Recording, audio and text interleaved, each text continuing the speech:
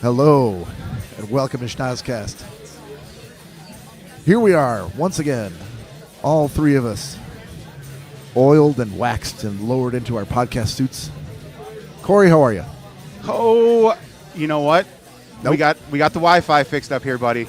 As you can see, as you're going to see here in a second, we are going to be live from Uncle Ray's yet again. And that's quite exciting. It took a lot to get here this year and this season, but I think we did it. TD, how are you, sir? Dude, I am slightly squiffy, baby. How are you, Bob? Did you say squiffy or spiffy? Squiffy.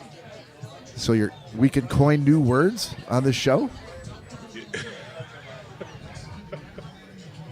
I'm squiffy, brother. I'm squiffy. That I am abnaturally good, my friend. It's a real word, brother. In fact, you haven't even gotten to it yet. I'm drinking Squiffy Vicar English Pale Ale, baby. Yeah, we haven't even gotten to that yet. No? And I'm Squiffy, baby. Bob, how are you doing? I'm abnaturally good, sir. All right, just real quick housekeeping out of the way. If you're new to the show, thank you for joining us. If you want to go back and listen to or watch any previous episodes, you can find us anywhere you can get a podcast. Specifically, go out to YouTube, like and subscribe, where you can see our handsome, gorgeous mugs spewing all those words out of our mouth holes. And you can also reach out to us on Instagram and DM us at Schnozzcast, or you can email us at schnozzcast@gmail.com with any of your existential questions or requests for relationship advice. For Mr. Todd Dillon, the Love Doctor. Love Doctor. Yeah, baby. Well, boys, we're underway. Opening kickoff has happened. So that being said, let's go over to Ford Field. It's kind of hard to see because we do have 4 cameras this time. So the backgrounds, you can kind of see Ford Field in there. Yeah. That's all that matters. Ish. Yeah, it's all good. It's okay. All right. Week 2, game 2. That's right, baby. Lions better not suck. Oh, right away. St. Brown. I'm telling you, boys, they got to be pumped for this game. After dropping the first game to the Packers of the season, it had to light a fire. I mean, if it didn't, we're going to find out pretty quickly, right, Todd? I mean, it's not going to take very long. Yeah. Ultimately, the interesting thing, this should be a really good game, though. Chicago's got a lot to play for as well, and their cupboard isn't bare. So yeah, this is going to be. There's going to be a couple of body blows to see where this goes. Yeah, I think that the news, as they are called, the news has been hyping this up as a match between Dan Campbell and Ben Johnson. Yeah, a little bit of student training the teacher. Yes. The teacher when I left training you, the I was student. but the learner. Now I am the master. Exactly. But yeah, it'll be interesting to see how many total trick plays are run in this game between Ben Johnson. Well, did you watch the Bears play their first game? I did not. They're a lot more conservative. I think that's real. The trick play stuff, even though Ben ran it, and I think part of it is the trick. If you know this, Bob, from playing football, if you have a team that is, I played football as well, Todd. Oh shit! I was trying to figure out why he was harumphing, but it became very clear very quickly. well, okay. So as we all know, as we all know, if you have a team that's good or mediocre, you don't put any fluff or bullshit in. But when you have a team that's stacked with all manner of crazy pieces, that's when you can, and especially when you're having success doing the basics.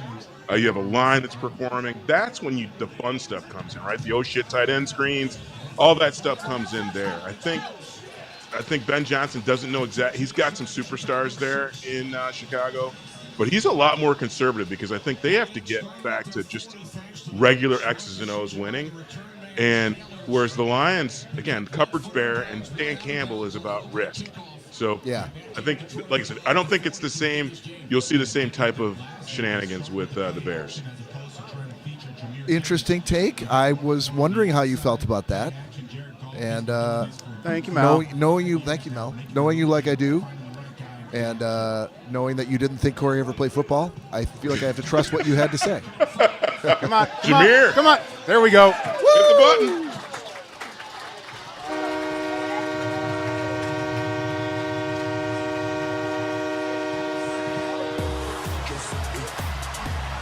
All right, so obviously Lions received first possession, scored a touchdown, run to Gibbs off the left hash. 12-13 left to play in the first quarter. Lions up 6-0. About to take a field goal. A little bit of redemption for a brother. I think so.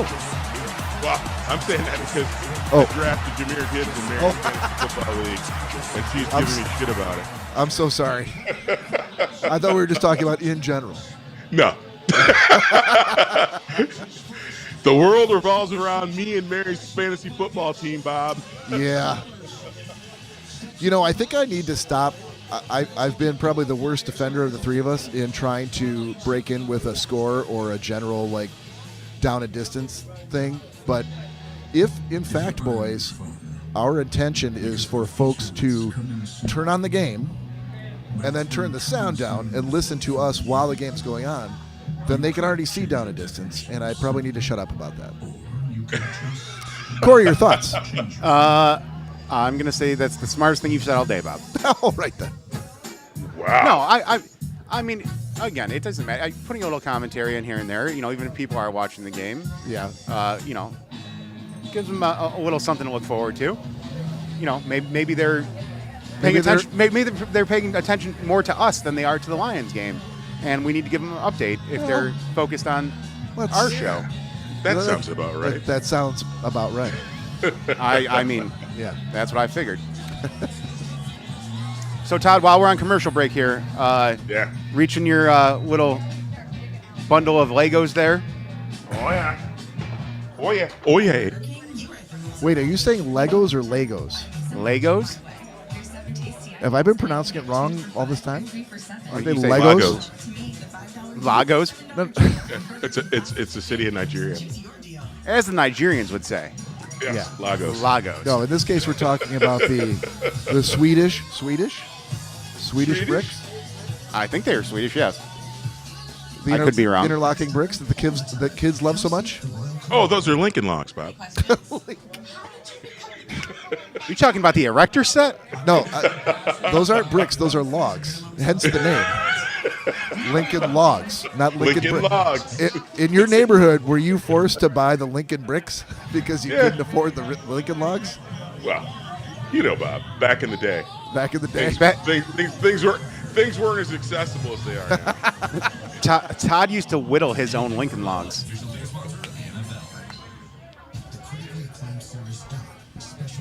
That's Todd Dillon, the Lincoln Whittler.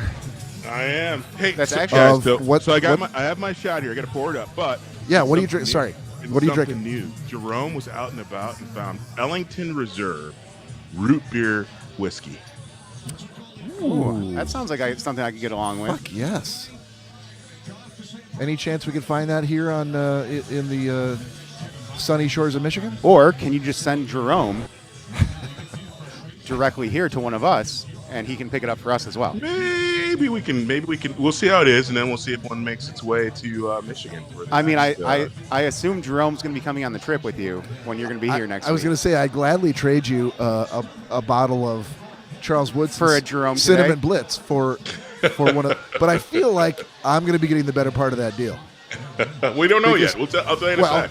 No, I can tell you. So- if mine is cinnamon whiskey, guaranteed it's cheaper than what you're drinking. Yours has the word reserve in the title. But it's still root beer whiskey, buddy. Yeah. And this is your first time trying this, Todd? First time. Okay. All right, you're going to have to give us a review. So, cheers, boys. Cheers, Salute. everybody. Go Lions.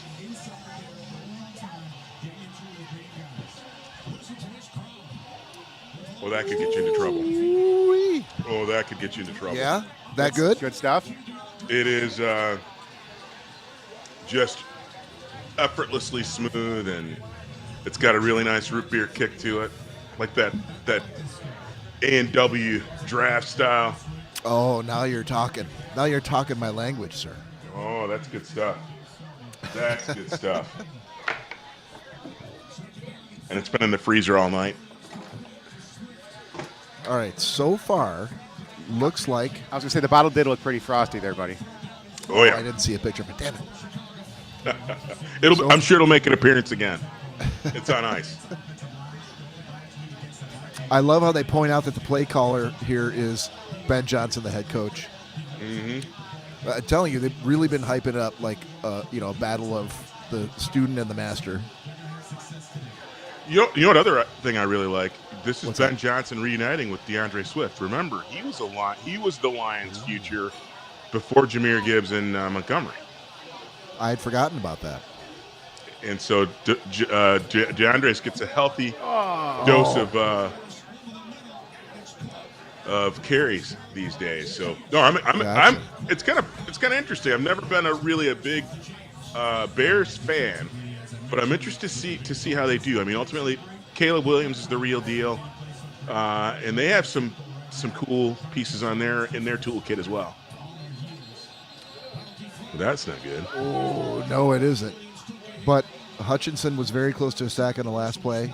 Yeah, he came very, very close. Blitz came this play. Flag on the play. Offense. There we go. And another fun fact: Rome Odunze, the up and coming receiver for the Bears. You know where he went to school, don't you, Bob? Michigan. University of Washington. Damn We it. got to see him live and up You got a close 50 here, man. Every time he gets me, it's a Michigan answer that I should know. You had a 50-50 but I chance don't. there. He went to the UW, baby. It was either U of M or University of Washington. This might be the first time. Michigan-Washington national title playoff game. Look at DeAndre. Oh no. This might be the first time I've heard Todd proclaim himself as a disciple of UW. Normally he's a Michigan man through and through. And UW is just a school that is in the state that he happens to live. Now they're in the Big Ten, too. Who'd have thunk? Who'd have thunk it?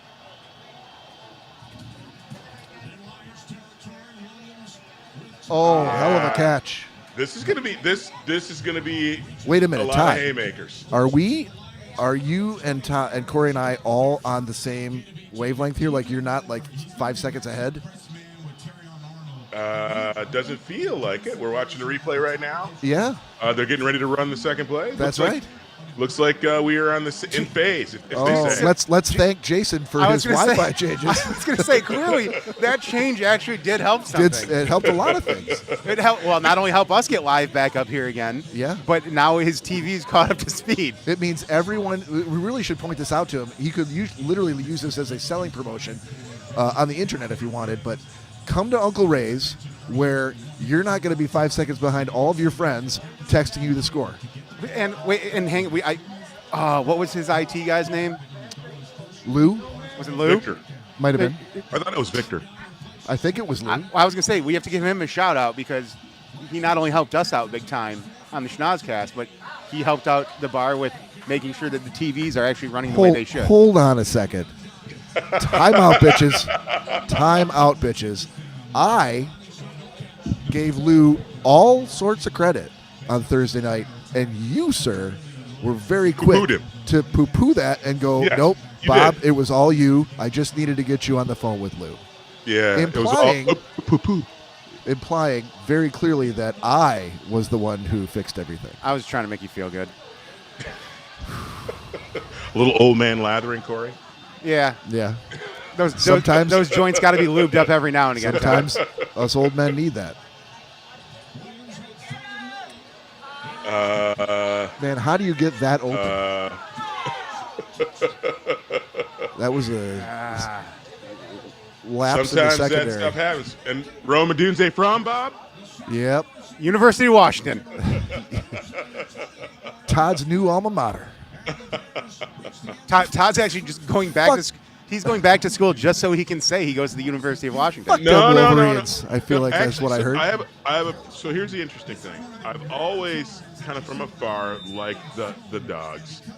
But having moved here, hold on, Bob. There's some connective tissue here. Hear me out. So I had the opportunity. You and I worked with a guy long time ago. Name I won't give his last name because I haven't talked to him and gotten permission. But JD is his name. His son was a highly recruited tight end, and so I was able to actually go to his recruiting day at the University of Washington. And the University of Washington played the Cal Bears on the day of his recruiting visit. Do you know who the quarterback of that Cal Bears team was? I feel like this is another trick question for me, Cory. I do not, sir.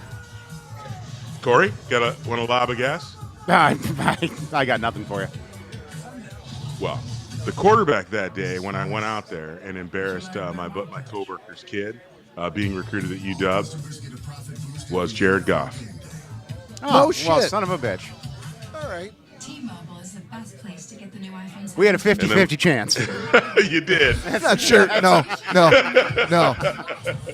That implies that we had 50% chance of being right, and we did not. Oh, is that what that means? Yeah. It felt like you had more than 50% chance. No, I don't. 90% chance.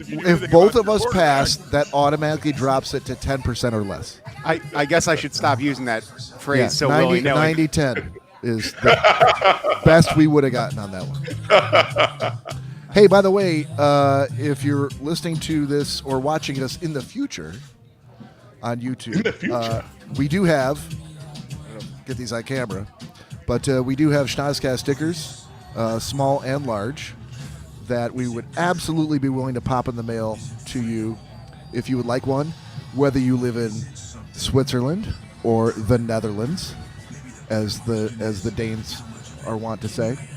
France, Canada, Mexico, Brazil. We'll have to investigate shipping costs to Switzerland. Listen, the only reason I say this, Yeah. so the phone cases you and I both have, Yeah. the one I recommend to you, Sure. they actually come from Switzerland. Okay. And I originally ordered the wrong one. yeah, And so I emailed the company. I was like, hey, my bad. I put in the wrong order. Yeah. Can I send this back to you and get the correct one? The guy was like, listen, man. He's like, more than happy to send you a new one for just the cost of shipping to the U.S. He said to send it back to Switzerland would have been like another $15 just in shipping costs for a phone case that weighs less than a gram. and what was shipping a new one from him to you? $5.45. All right, well, listen, we can work something out. The sticker might cost you $15, but But I'll tell you what. It's well worth it. I'll say this. If you end up requesting a sticker and we send it to you, we will give you a shout out on the show, and we will absolutely entertain any topic suggestion that you have. And potentially, if you're up for it, and you can be available at a time that we are filming, even try to get you on a remote on the show. I think it's a good deal. for $15, $15 you get a sticker. Any topic, Bob? Any topic. Any topic. But hold on. But it cannot be politics and it cannot be religion. Well, hang on. We can talk. We can talk Swiss politics. Oh, sorry. Can we also talk Swiss Politique? religion? Exactly. Well, I feel like religion's kind of the same all across the No, board. no, it isn't. So you're saying this? It is not. You're saying a Swiss Catholic person. Swiss Catholic? Swiss Catholic. Sorry, That my is a tongue got tongue caught on my twister. teeth. I will give you that. I'm Swiss Catholic. It sounds like a religion we should start.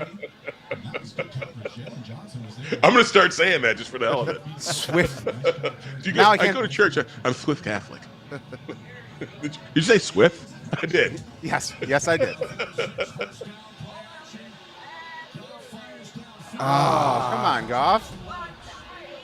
But anyway, that is exactly how much we value trying to get some interaction with our fan base. So wherever you live, drop us an email to schnozzcast@gmail.com or DM us on Instagram at Schnozzcast and let us know if you want a sticker. Let's work something out. Or swipe left on Grindr. And you'll see, you'll see Todd topless The profile is in a banana hammock. D's Nuts 3232 on Grindr. Which, surprisingly, there were 3,131 other D's Nuts accounts. that's why I had to go with that one. Yeah. So little insight before we started and went live here. We got everything pulled up, got all the cameras set up, and Todd was. I could see that Todd was in the room, but his camera was completely off. And I'm like, oh man, do not tell me that we're having an issue now the day of. After we tested everything and made sure everything was good to go, we're gonna have a problem now. And so Bob called Todd. He's like, oh no, he's like, I just had my shirt off and I didn't want anyone to see me on camera. I didn't want to embarrass any folks in the podcast. Yeah. So. Or seduce anyone I didn't want by the gun accident. Show. I didn't want the gun show on a Sunday to offend. Todd, I do not have time to go to the bathroom and jerk one off right now. Can we? How dare you do this to me? Can we kind of role play? Can we revisit again? Hold on. Real quick. So the Lions just they're punting right now. Went through all 3 downs. Did you just stop me for a fucking punt? Yep. Exactly. Okay. They got shut down. Can we role play what that conversation would look like from some of our new listeners? I don't know how you make a conversation look like something, but we could discuss it. Yeah. And use our words. Yeah. Let's do that. Okay. Let's paint a visual picture with our words. You pick the state of the union that you're from. You're comfortable with Michigan. I'll go with Texas. Wait. So why'd you just pick for me? Because I know you don't like to do accents. Oh, there's going to be accents involved. Okay. Yeah. I'll be from Switzerland. Hurdy, dirty. That was Sweden, Cory. Oh, my bad. Two different countries. They sound the same. They sound the same to me, They Todd. sound the same. Listen, I'm in this room for the Schnozzcast. Ooh, hang on, buddy. Let's. I'm Swiss Catholic and just hanging out. That's how the Swiss sound, Todd. I've been there several times. I'm Swiss Catholic and I'm just hanging out. To me, they all have. Enjoying the boys in their tight pants. To me, they all have a lisp. And I do declare, I just saw a man with no shirt on the camera. Hang on. Speaking of which. I do declare. Todd, I think you're thinking a whole different state than Texas. I don't think anyone in Texas has ever said, I do declare. Really? Really? You're in the land of Mitt hold on. Juleps and Is Texas not in the Louisiana South? Not that South. Yeah, no, that was more of a Colonel Texas Sanders. borders the Gulf of America now. Same racism, different swag. Oh, okay. So I should go for more of a gumbo Louisianan? That's what, when I do declare. That's Listen, that boy. Alabama, Arkansas, Oh, okay, see? This is what I'm talking about with you and the southern accent. It's not going to go well. You can't. I do declare. I'm like a Mitt Juleps. Well, I don't know if you caught the boy comment in there, Todd. Listen here, boy. I base my Louisiana accent solely off of Foghorn Leghorn. Not Texas. Foghorn never visited Texas. Let's just set the record straight. He's a Baton Rouge guy. Probably more either Tennessee or Alabama, or maybe even Kentucky. That's closer to you, Bob. Closer to me. Okay. Let's also set the Kentucky's record much closer to you All than right. So Louisiana did I or just Alabama. completely derail this improv? Yes, you did. yes, you did. All right. But That's fair. Todd, you couldn't see it on camera because he was just outside of the bar camera that we have set up. Mm-hmm, But as Bob was doing his Texas accent, a gentleman, quote unquote, Yeah. Asterisk. a gentleman walked in with a 5-gallon hat on. Gentleman. 5-gallon, not a 10-gallon, Cory? No, it's a 2.5-gallon hat. There you go. Where'd he go? He's straight in front of you. Look straight ahead. Oh, No. the camera's in the way. We've devolved again. We're making fun of the patrons. Oh, 100%. And by the way, since we're doing that, Where's old paint? He's sitting right here in front of us. I'll just say, I cannot remember the last time I saw this many walkers in one bar in my entire lifetime. This is our crowd then, Bob. Yeah, this is our crowd. The medical supply store. Passing out stickers and Ben Gay. The medical supply store funded the crowd for this game in this bar tonight. Are we handing out Ben Gay with our stickers? All right, and we're back. Are we back? We are back. And we're back. Not yet. Not yet? Not yet on YouTube. I'm refreshing. We's back, baby. All right, Okay. he's back. Sorry about that, guys. That was my fault. I take all the blame for that one. Actually, I'm still getting the doom wheel on YouTube, but you guys are crisp on Switcher for me, but YouTube hasn't caught up. Todd Dillon, Yes, sir. I just want to say thank you, brother, from the bottom of my cold, callous heart. St. Brown, Just short. St. Brown just short of the touchdown. So currently 7-7. Lions down at the 1 yard line or the half yard line. 3:04 left to go in the first quarter. Todd, you still with me? Still here, baby. Listen, some of you schnozzheads. Let's hear it, Todd. Oh, boogers. There we go. Yeah, may recall that in our last episode, actually to keep the names of the That's what, buddy. Lions touchdown. To keep the names of the involved parties secret, we'll refer to them as people that I know. Fair enough. And these people have animals. And I was bitching once again to Todd and Cory about my experiences with these animals who live in proximity to my house. And Todd had, once upon a time, recommended to me. Oh, extra point, good. 14-7, Lions on top. 2 minutes left in the first. Once upon a time, Todd Dillon had recommended to me that I look for one of these ultrasonic dog trainer devices. And I have a dog. If it was just me at home without a dog, dealing with other animals around my house. Squirrels and pigeons and whatnot. Let's say squirrels. Let's say there's squirrels in my neighborhood, very close to my house, that continuously chirp and are not trained the way you should train a squirrel.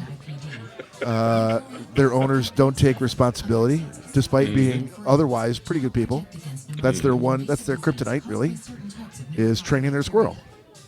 And I could not wrap my head around the fact that you could have a device like this and it wouldn't just put out like a field, like a concentric field that would just like irradiate from it, which would also harm my dog. And so I was like, I don't know if I'm ready to do that kind of thing. Well, let me tell you, the last week I reached my fucking limit. I said, this is it?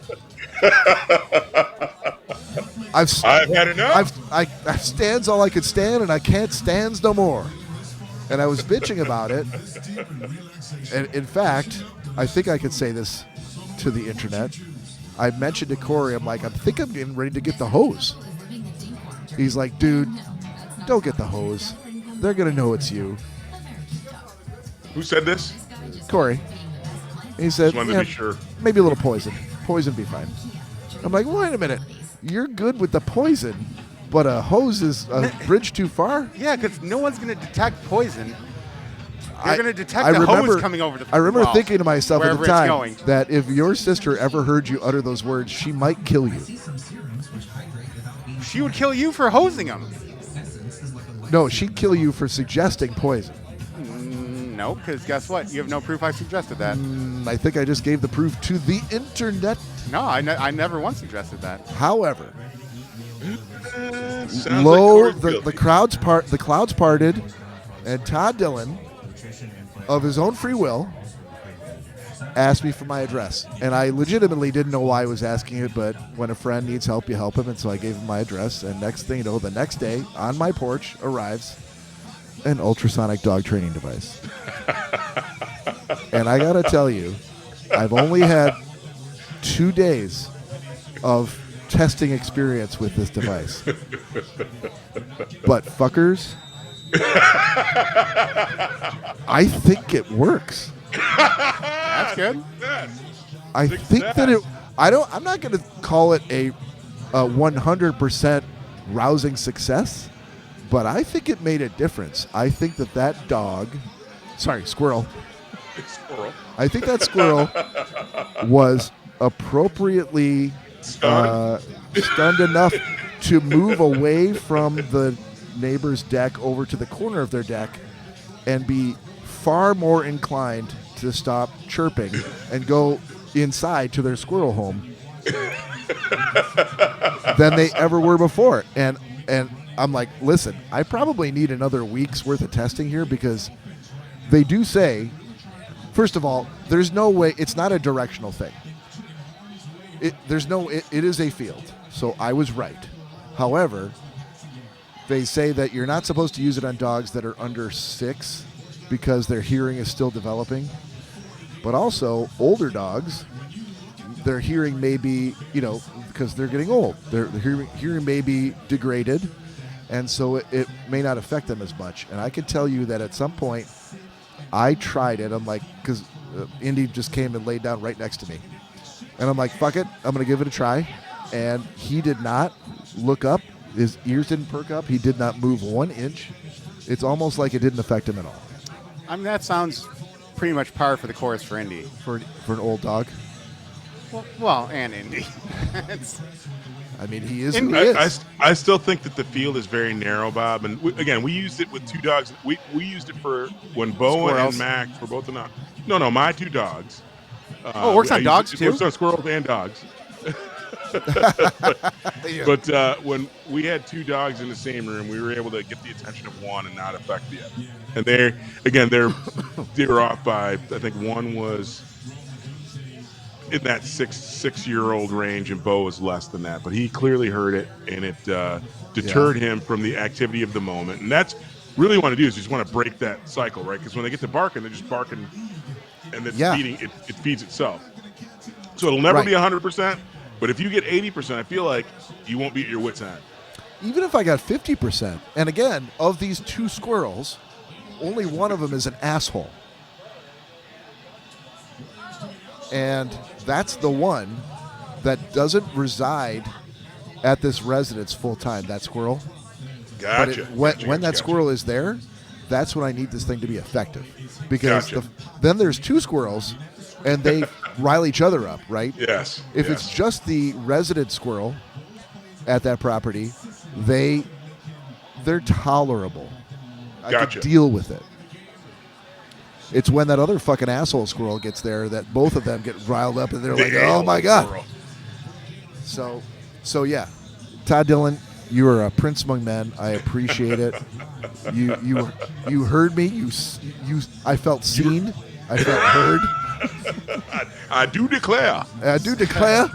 So, Todd, I will say partial victory. I have some squirrels in my neighborhood that are having a hard time getting down to the liquor store sometimes, and sometimes they don't want to take a car. So an electric scooter might be something that they've been looking into to fix that. I got you covered. To fix that problem. I'm just saying. Oh, Jerome, get on it. Oh, and there we go. And Jerome, fumble, Lions recovery. Branch. Jerome pointed out that if for our YouTube listeners, you actually had to open up I had to close out of the YouTube that was stalled and open a new window. So interesting side effect from when we fail. No, just a little bit up for Todd. Yeah, I got you. Can I do another and 2? Thank you, Mel. Thank you, Mel. Thank you, Mel. The lovely Mel, everyone. Lovely Mel. Yeah, so Todd, you're the best. Oh, the team is the best. You guys are the best. I was happy that I was able to provide a little bit of relief for a couple of days at least.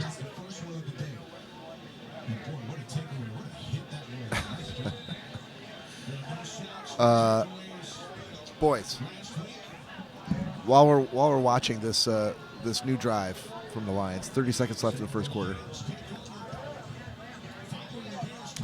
Question: Have you ever gone down a rabbit hole in Instagram?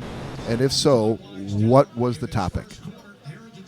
What was the last rabbit hole that you went down into on Instagram?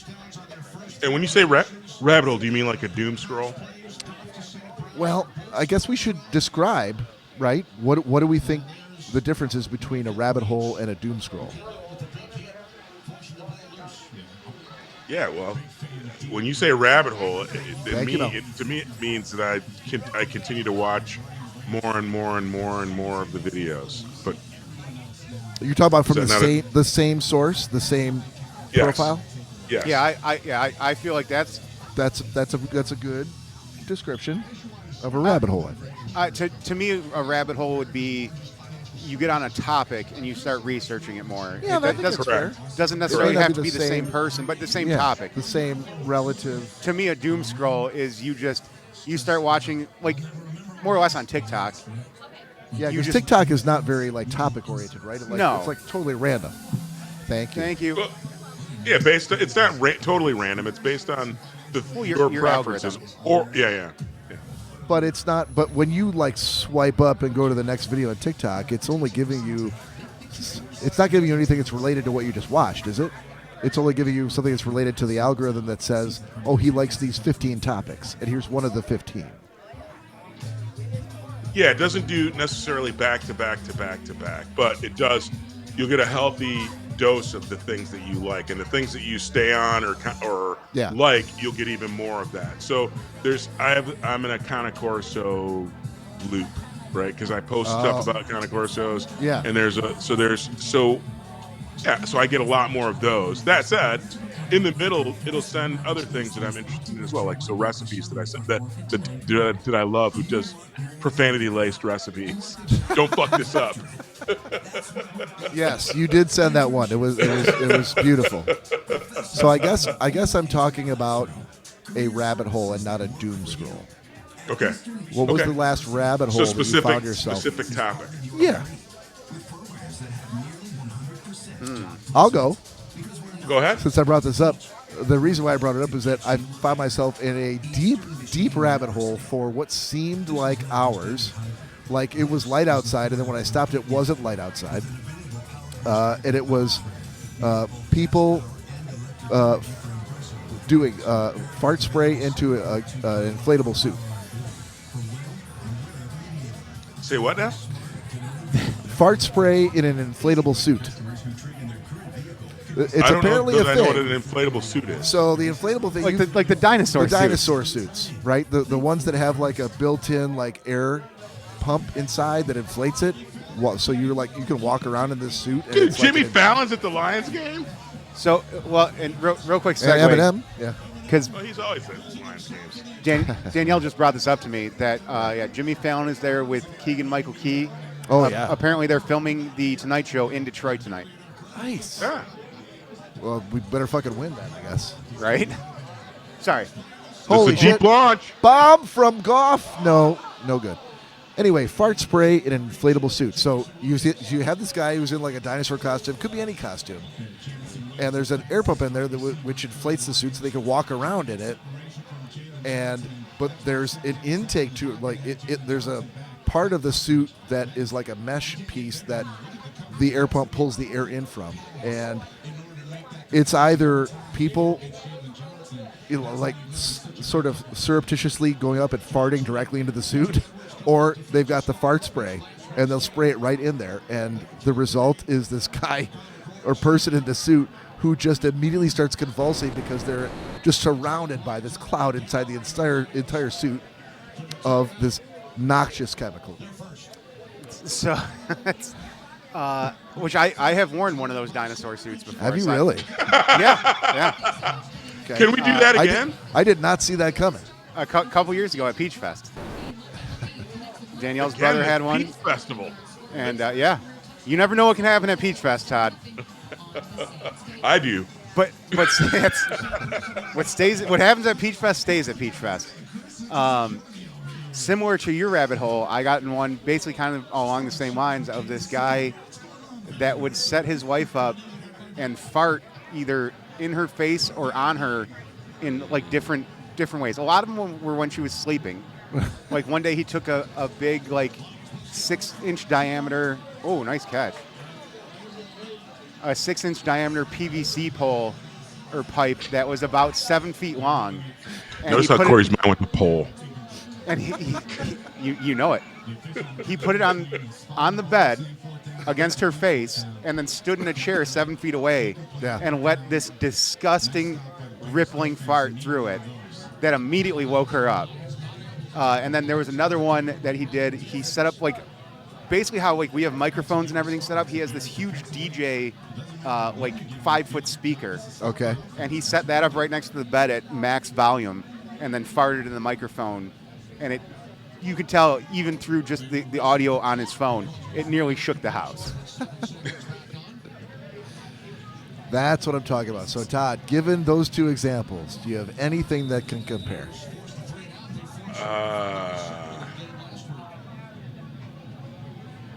Yeah. Oh, actually, yes. And it was based on one of our production meetings. Oh, no. La Boo Boo. I think I lost 6 hours of a day trying to figure out why these ugly ass little purse dolls were actually popular. Yeah, I still don't get it. I don't understand. It's like Beanie Babies or Cabbage Patch Kids or you name the doll fad of the moment. Okay. I have no idea. But what's intriguing about this one is the notion that there's La Boo Boo and La Foo Foo, which is La Fake Fake, which that's what really kind of got me seeing all the videos where people are like all excited. Is it? Oh, it's La Foo Foo, not La Boo Boo. Like a cat spad purse. Exactly. Got it. Exactly. Or what were those knockoff? Not Cabbage Patch Kids, but the little Garbage Pail Kids? Little goth babies or whatever. The Garbage Pail Kids? Yeah, exactly. But were the Garbage Pail Kids real, or were they just like trading cards? Those were trading cards. Yeah. Oh. Well, there were also spin-offs of other ugly dolls and whatnot. Yeah, I know what you're talking about too, because I remember them, but I can't think of what they were called. If you can think of us, DM us at Schnozzcast on Instagram. Let us know. Todd, reach into your cooler of Legos. Legos. Lagos. Nigeria. Get you some of that root beer. That root beer whiskey. Ellington Reserve root beer whiskey.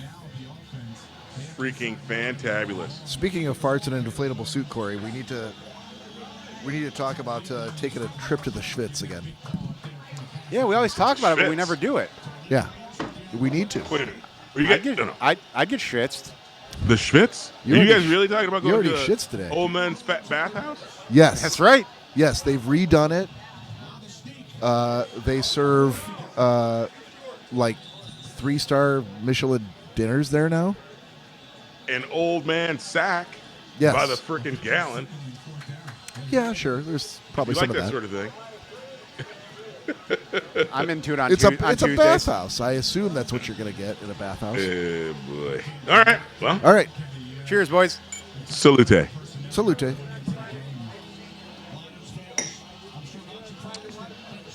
Oh, was that really good? I thought I was going to do it all in one. Really good. I knew when I lifted it up with my hand that it was a healthy shot. I'm like, nope. That's going to be a 2-shot drink. Should have known better there. Yeah. That's really good, boys. Oh, and I just finished it up. I'm starting a new beer. And I'm going to try some new things today on the show. But, Bob, I'm back at the Medusa Brewing Company out of Boston. Okay. And this Squiffy Vicar English-style pale ale was absolutely magnificent. So Magnificent. if you find Medusa Brewing at Total Wine and More or wherever you stop to get your beers, it's not a gas station. Medusa makes some really, really fine beers.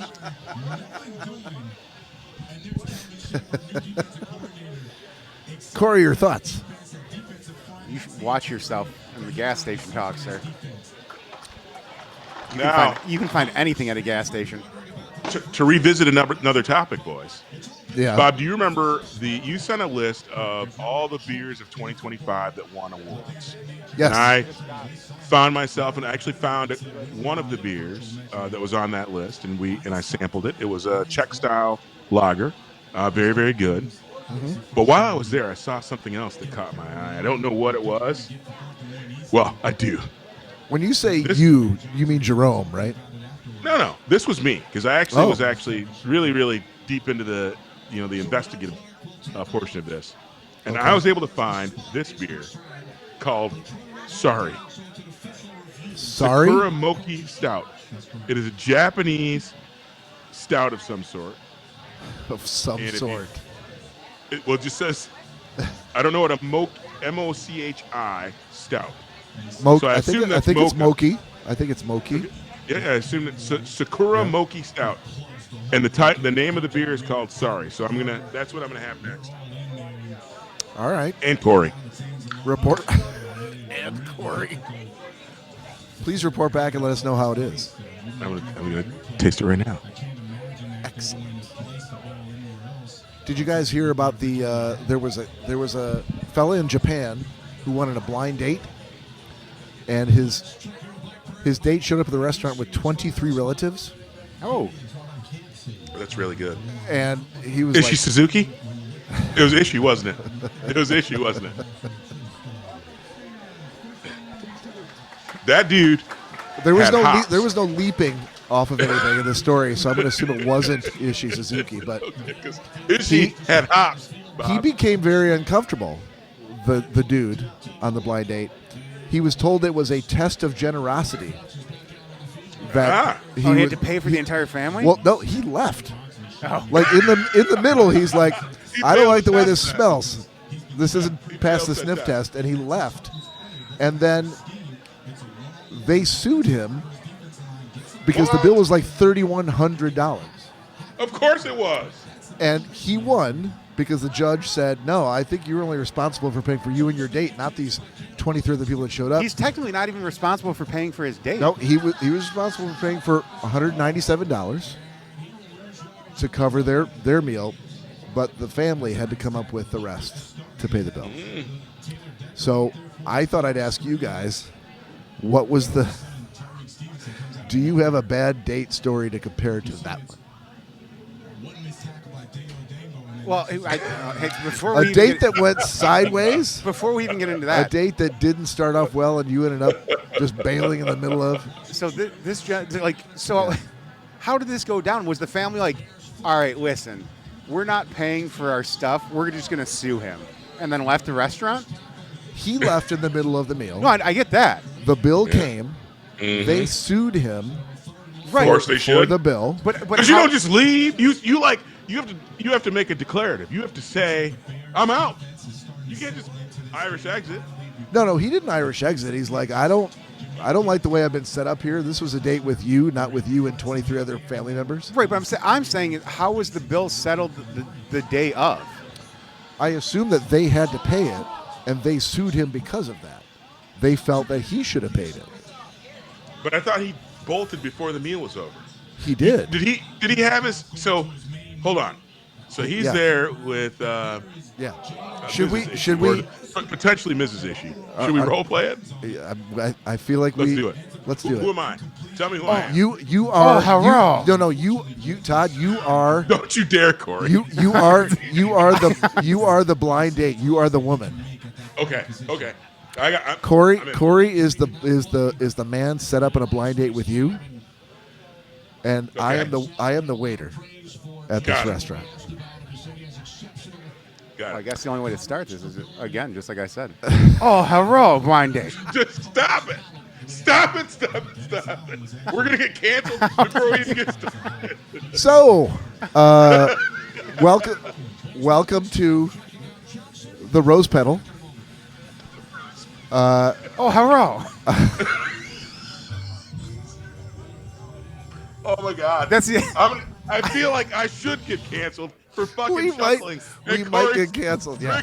Racist. Unless Cory starts busting out some actual Chinese right here. You said Japanese. 2 different countries. Did I say 2 Japanese? different- Okay. You did. All right. Don't flip Japanese. me, Bob. Makes it even worse. Hold on. Japanese. Oh, sorry. The Rose Petal. I think I got it now. Okay. Welcome to the Rose Petal. Oh, Ching Chong Bing Bong. Oh no. How are you? Wow. Tradition can turn a leap into a legend. That might be. You should have stuck with Hero.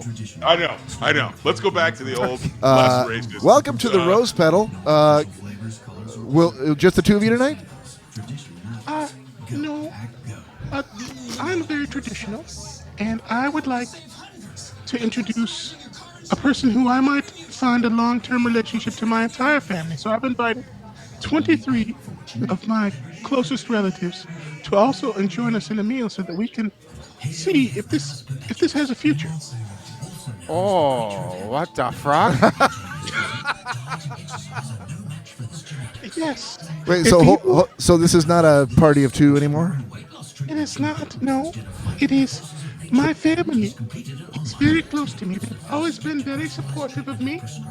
And this is a test to see if you're the type of man that I could. Ma'am, I just really Get want to know get what you'd like myself to. here. Can I get you any drinks to start? Yes, I'd like a Mai Tai. Sir, how about you? Oh, 23, you say? Wow. So wait. I'm not sure what a 23 is. The If you'd 20 like it. free up people. What can I get you to drink, sir? Mr. Wait, what are you? I already got your order. Hold on, lady. Wait a minute, lady. To quote the great Jack Palance. Sir, what can I get you? Oh, I'll have a. I'm trying. It's Sapporo. See, I should have been the dude. You shut up and play your part. I have a Sapporo. All right, and what can I get the other 23 of you? Oh, nothing. They will all have a ginseng tea because we The are most frugal. expensive. Wait, I heard someone say the most expensive drinks in the house. No. Ginseng tea. I can absolutely get that for you. I'll be right back. Talk amongst yourselves. Oh, I think it's time for me to go to the bathroom. Cory-san, you seem to be a cheap, tight, short, arrogant man. And bigoted as well. I just want to get to know you. See, Oh no, just go into the bathroom. Did you say bathroom? He did. He did. With an F. I don't. Oh my goodness, we got to work at this improv. We're working it out. You gotta, There's a lot of kinks. You got to start somewhere. There's a lot of kinks. Yeah, There's a lot of kinks kinks. in this rope. You got to work. You got to start somewhere, man. Oh my goodness. All right, listen, Ling Chung. I don't like the fact that you brought all 23 of your family members. I'm going to lose the accent, and I'm getting the fuck out of here. Again. All right, I've got name. I've got a rose petal cocktail and a Sapporo, and then 23 of the most expensive drinks that we. What about my time, Wait, motherfucker? hold on a minute. Where did Cory-san go? Where's my Mai Tai? Fuck Cory-san. Who's gonna pay for this bill? That's what I want to know. Nobody's paying for shit because you're a shitty waiter. We should sue this restaurant. I think you're better off suing the guy who just walked out. And scene. Well done, sir. Well, there Yeah. went the show. Let's be honest, this show was always teetering on the brink of collapse for a long, long time. Oh my goodness. That's the most racist thing I've done. Well, yeah. I have. You know what? Yeah. Is this a good time to cop to something? Oh, if it's as racist as what we just did, absolutely. The time you were in a parade and said Take the spotlight off of what we just did, if you could. the time you were in a parade and you had a sign that said you "Down see with that Whitey." move? Did you see what Caleb Williams just did? No. Did you watch to see how he avoided this sack, dude? This is next level video game joystick fucking crazy shit. Oh my gosh, the fact He's he didn't smiling. get sacked It here. must have been fun. Is there a hold?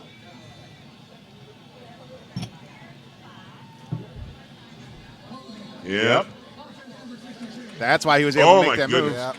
Yeah. No. His irrespective of the hold, he did some. Watch this escape. They're doing the replay right now. Watch this escape.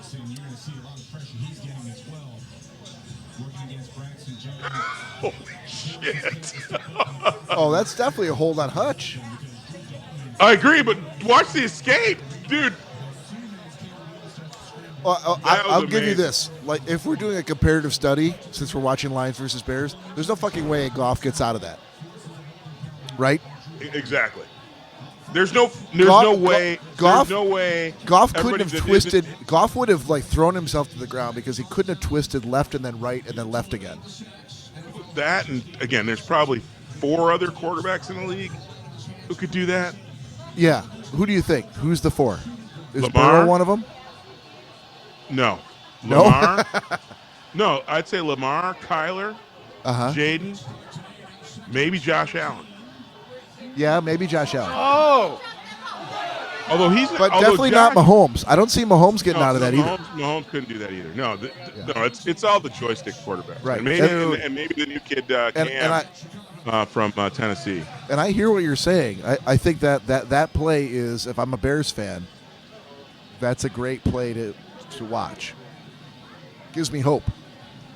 Well, it's another facet of the game. I mean, ultimately, it doesn't matter when there's a penalty. That was not on. That crazy escapability that could keep a play alive for a second at this level. Again, it's game changing. I think I'm watching football with a slightly different eye this year, Bob. What eye is that? Why? What eye is that? The third eye? No. Just again. I mean, as 3 gentlemen who've played this game at some level. Well, thanks for the inclusion. And we know that these people have crazy physical and mental, and again, they've dedicated themselves to this craft, right? Sure. We didn't dedicate ourselves to this craft. We did other shit, and these guys, again, they Speak did for other yourself, stuff. buddy. Anyway, but those kind of skills that you can't teach, that just hardcore escapability with elite athletes, even that escape. Oh my goodness! Again, Kirby Joseph. Is that his first interception of the season? Yeah, Caleb's been playing great. Yeah, Hutch almost got him. And then I thought he was thrown out of bounds, but Right. But again, that just shows you the specialness of these athletes on this level. I mean, ultimately, that escape, amazing. Then he makes a small mistake that on any other level, you'd get away with it. But not. No, hold on a minute. I've never been a quarterback. I don't know how to be a quarterback. But I've watched enough football to know that if you're scrambling like that, you don't have a receiver open, you're throwing that shit out of bounds. There's no way. That's what I thought he was doing. There's no way that ball should be inbounds to be intercepted. I don't know what his thought process, whether it was or whether the receiver's supposed to. He thought the receiver was supposed to be in that spot, or he just made an errant throw. But just that whole thing, it's just it's. Yeah.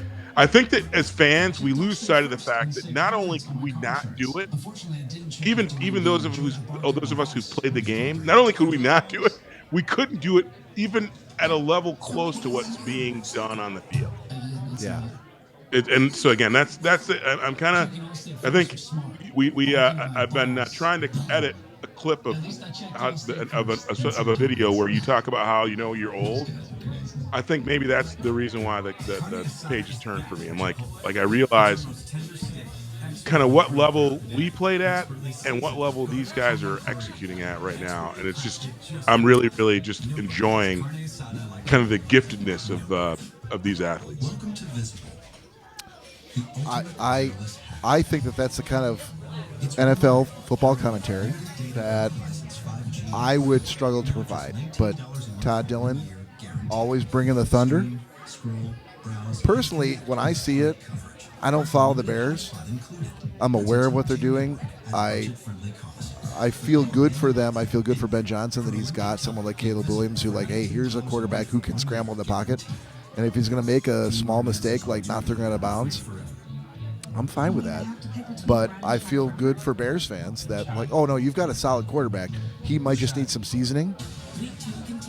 He's going to make mistakes, right? He's a human being. But, I mean, ultimately, that escapability is something you can't coach. Like I said, here's the thing. Yeah. Jared Goff makes mistakes like everybody else does. But that's an element of his game that he doesn't have at all. And he's not going to get. And there's no practice or drill that's going to get him to be able to escape much. Jared Goff, you could argue that Jared Goff, without a solid offensive line, goes nowhere. Despite his his passing game, his accuracy, he needs that time. Yep. Yeah, because he had a receiver open there. That's who he was going to. And he far overthrew that. Yeah, he just overthrew it. Well, the guy was already almost out of bounds by the time he let the throw go. So that's why we thought the throw was going out of bounds. Thunder. Yes, sir.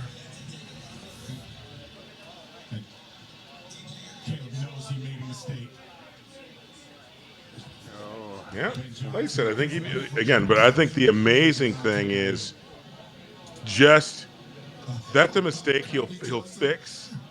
Right. Again, 9 times out of 10, these NFL quarterbacks, they can throw the ball in the basket at 35 yards with ease. That's the other scary thing, right? Yeah. How precise they are with their throws, right? They're aiming for very specific spots, whereas in high school, they're throwing to a general direction. In college, it's a little bit tighter. And at this level, because of the skills, I'm enjoying the season. I will say I have 2 grievances. And one of them is against myself. So I don't know if we're going to do it during a broadcast. Airing your grievances. I don't know if we have that sound. Hold on.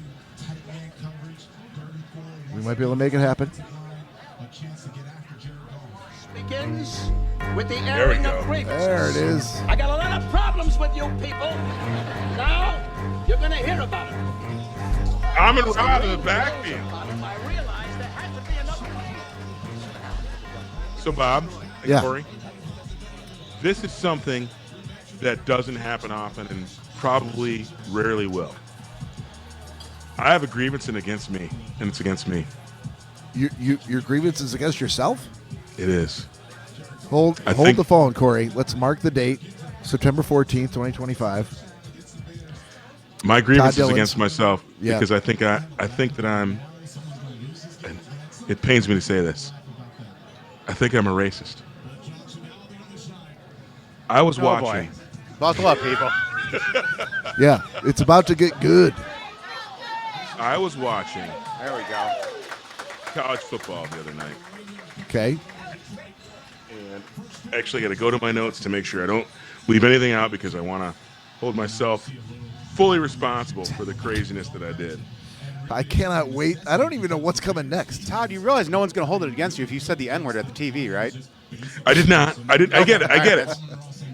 So last night, K-State played Arizona. Yeah. And I was watching this college football game again.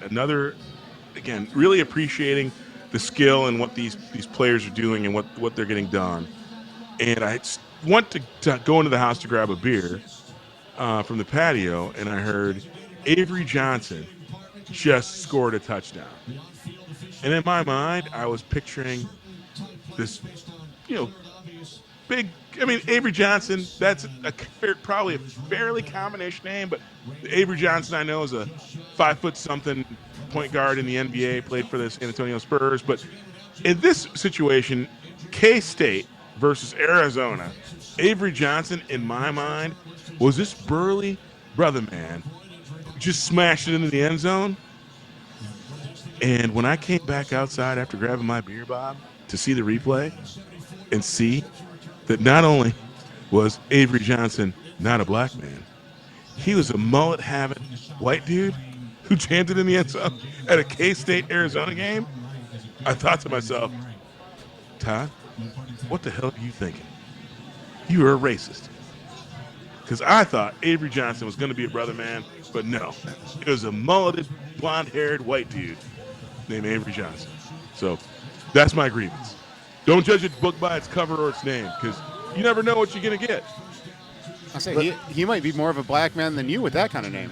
Listen, I wasn't sure whether Cory's going to say it or not, but if you won't, I will. I think after Ching Chong Bing Bong, I don't feel like you should feel bad about any bit of potentially racist feelings about hearing a person's name. Yeah. I think you're fine. It's Japanese. I think you're fine. Or Chinese. It's not. Or look at these knees. Anyway, that was my number one grievance. Well, like Bob said, put it. Come on. Here we go. David Montgomery. All right, 6 minutes left. 6 minutes left in the second quarter. Lions up 14-7. 1st and 10. They get too many weapons. At the 20, 22.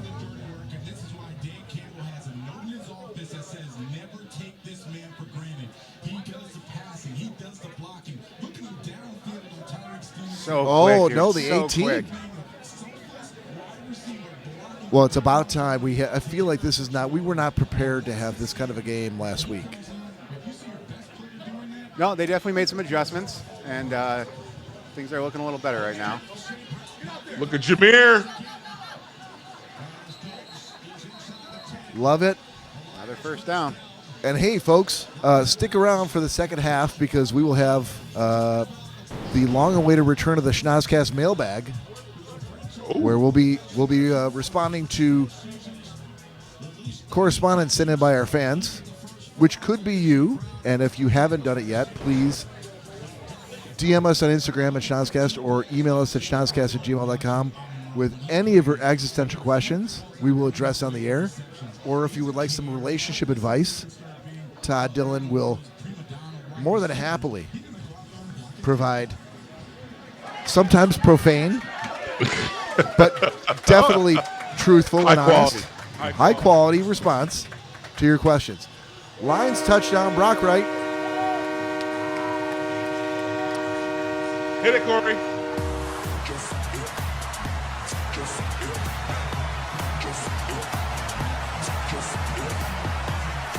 Wide open. A dude on nobody's fantasy team, too.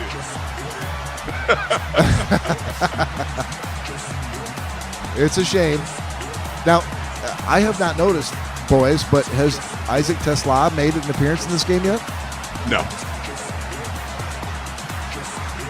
Not worth drafting in any format.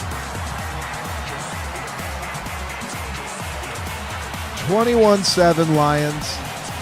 And I gotta say, this Sakura Moki Stout, they shouldn't be saying they're sorry. They should be saying you're welcome. That just happens to be the name, not necessarily the general sentiment of the beer.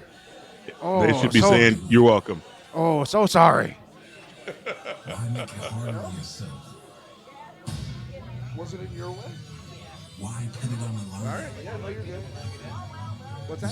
So, are you guys going to get old paint? Were you interviewing anybody today? Unfortunately, we don't have the extra mic set up. Yeah. We'll talk about why that's the case after the show. We're putting all of our eggs in the Todd Dillon basket for next Monday. Gotcha. Yeah.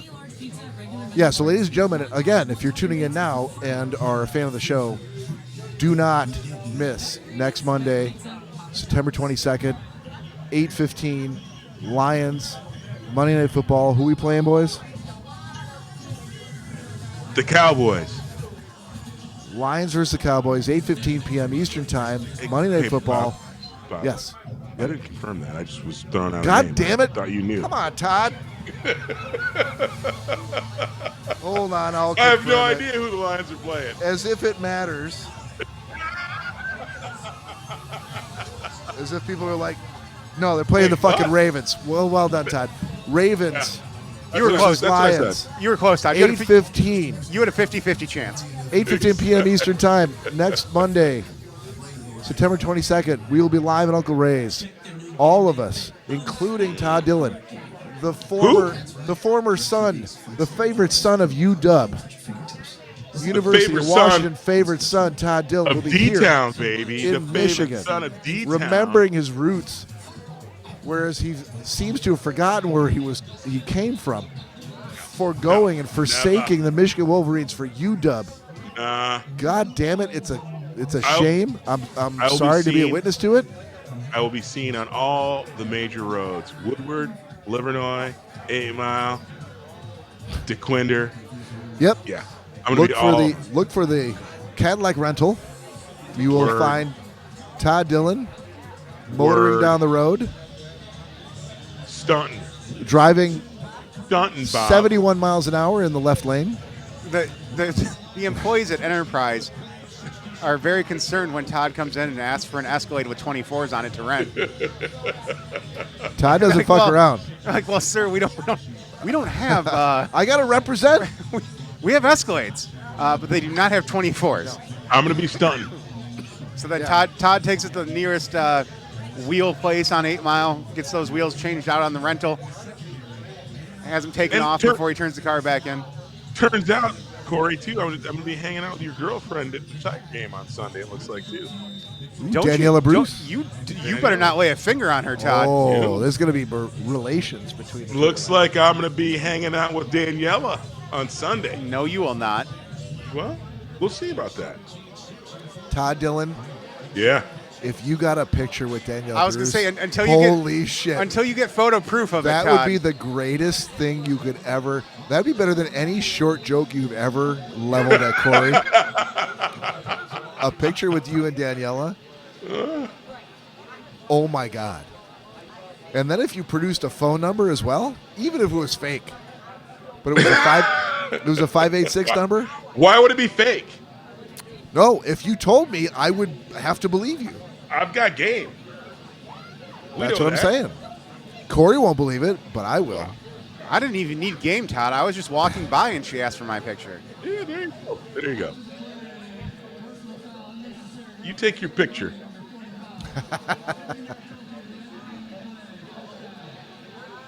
Oh, you don't understand what I've done to that picture. Degraded it beyond belief. Hey, somebody get old paint to come up and sit next to Bob. That dude would never come up here. And For the as- better part of the last 12 months, he's watched me looking at him disdainfully from up here on this high table. He doesn't have the stones or the gumption to come up here. He also doesn't have the leg strength, but doesn't want to throw his hip out.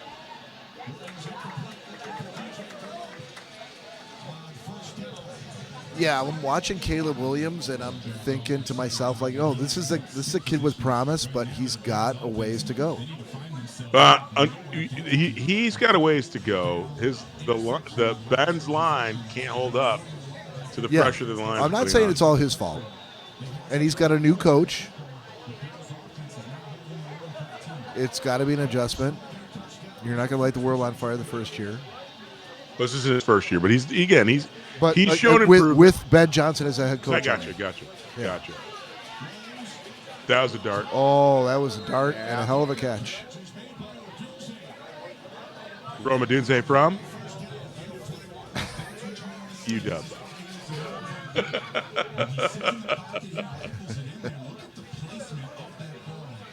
Look at the placement of that ball. All of our fans who knew that you were a Michigan Wolverine are now stunned. That was another hell of a throw. And another Roma Dunze catch. You can have more than one team that you No, you support. can't, unless one of them is a graduate school where you got your fucking master's. You can't have more than one. Yes, you can. No. Yes, you can. If you have more than one, you've forsaken one of them. That is for sure. If you're going to forsake U of M and the Wolverines, That's crazy. I'm not forsaking U of M. Actually, U of M and UW suck this year. But I think if we go back to the transcript, we'll find out he mentioned UW way more than the University of Michigan. No.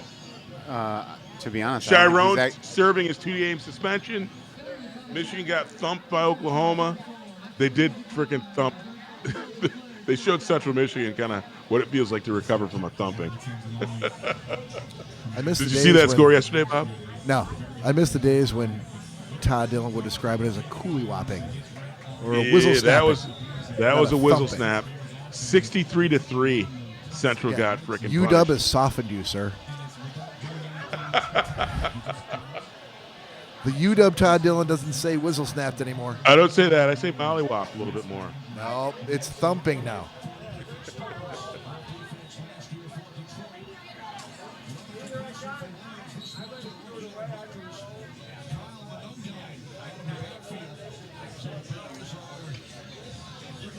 Did the Lions get the opening kickoff? Of course they did. They got They the ball did. at the 35 They received, because of the kick out of bounds. Yep. The Bears, if they can score here, they're back in business. Absolutely. set Field up goal pretty or good. touchdown. No, they need a touchdown. If this ends in only a field goal, that's not good news for the Bears. You know, it's not good news. Is DeAndre Swift isn't here. There we go. Good stop. Because it wasn't DeAndre. All right, UW. DeAndre wasn't from UW. He was Yeah, but you are. I forgot to look. Is he wearing a UW jersey? No, he's wearing his Wow. Raiders jersey. Wow. Fitting for both teams. Hate. Don't hate, appreciate. It's the ultimate betrayal, Todd. The ultimate betrayal. Did you even celebrate the Wolverines' victory last night? I did. Doesn't sound like it. Sounds like you were waiting just for UW to start. Oh, no, you got it. Oh, Jesus. Yeah, see that's a bit of scrambling and forward yardage that Jared Goff could not do. And again, like I said, Jared's got his tools, but Caleb's does. got a lot. He's got a lot of. In Caleb's that got a tool lot bag. of tools in the tool bag. Yeah. Yep, he does.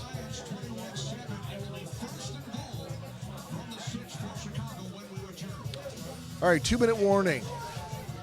The first half, Lions versus Bears. Dude, I don't know about you, but I cannot wait to see this fucking movie. Which movie is that? One Battle After Another. Paul Thomas Anderson. Oh, yes. DiCaprio. Yeah. Holy shit. There was a commercial earlier for Tron Ares, which looked interesting, but this is what I'm fucking waiting for. Which I was surprised you didn't say anything about that earlier, because I thought for sure that the I Tron. think Todd was going on and on about UW at the time, and I didn't want to cut him off. So, Fair enough. And since when do we spell Aries with no I? It's Tron R's to me. no, Ares with an I is the sign. Yeah. Ares with no I is the god of war. It's just It's R's. Greek. R's. No. R's. Are you serious? You say tomato. Are you fucking with me or not? All right, boys. I was trying to hold out till halftime, but I don't think I can do it. I gotta run to the old restroom real Oh quick. no! Oh boy. I tried. All right, well, I tried. When did the show He's- go off the rails? 2-minute Exactly. warning. Here's the other thing too, Bob. Yeah. I thought we were the old men. We are, but I haven't pissed since we got here. Corey's I thought taking you a had massive shit, and now a piss. We're not even to halftime yet. He's like a goddamn 75-year-old man. NFL Sunday Ticket on YouTube TV. Every game, every Sunday. Oh, hello. Jason Kelsey's NFL fans are going wild. Listen, like I said before, the hero didn't bother me as much as the Ching Chong Bing Bong. Oh yes. All horrible. All horrible. Oh no, Joe Burrow forced to leave game versus Jaguars after suffering apparent leg injury on a sack in the second quarter. No, that's not good. No, it isn't. NFL Sunday Ticket and YouTube TV. Every game, every Sunday, new users. No, it ain't. He's not on any of my fantasy teams, but you know what's funny? What's that? That means that Jamar Chase is going to suck ass. Okay. I'm a Burrow fan. I feel like he's got just as much promise as, Oh, never mind, though. They already... I guess Jamar already having a big game, even without... Oh, is he really? Well, yeah. I don't even know who their backup is on the Bengals. I have no idea either, because he's not going to be very good. Hell of a throw by... That's a pro QB throw. He and Rome are developing some chemistry, it looks like. Yeah. They're going to be tough to beat. And they get the ball. All right, so Bears scored here just after a 2-minute warning. Oh, that was a nice Wasn't pass. A nice pass. A bullet pass right on the numbers. 21-13 Lions. Cairo Santos for the doink. Oh, are you a fan of kickers now, man? No. That's why I predicted the doink, even though it wasn't a doink. Always covering your bases. Don't like kickers. Hey, again, tall. don't forget to tune in after halftime. When we come back, we're going to have Schnozzcast mailbag. Someone's got a question for Todd Dillon. Oh, they do. Oh, fuck yeah. Well, that's the only email we get. But again, I love questions of TD. Hopefully you- I can help somebody out. if you're wanting some help from Todd Dillon, I mean, he specializes in relationship advice, but let's just be clear. You could ask him anything. He'll have some valuable advice to give you. I'll have something to tell you. DM us at Instagram on Schnozzcast or email us at schnozzcast@gmail.com. Either way, we'll get your question on the air. Toot sweet. That's and French, bitch. Oh, Are you back with us, Cory? I'm here. All right.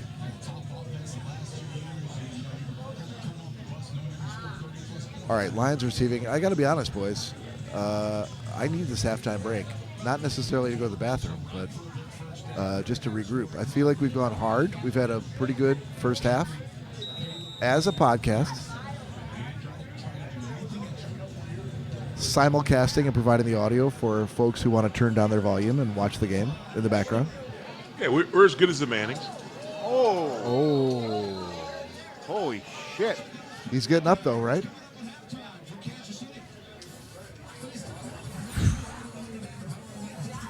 He got a little whistle snapped on that kick return.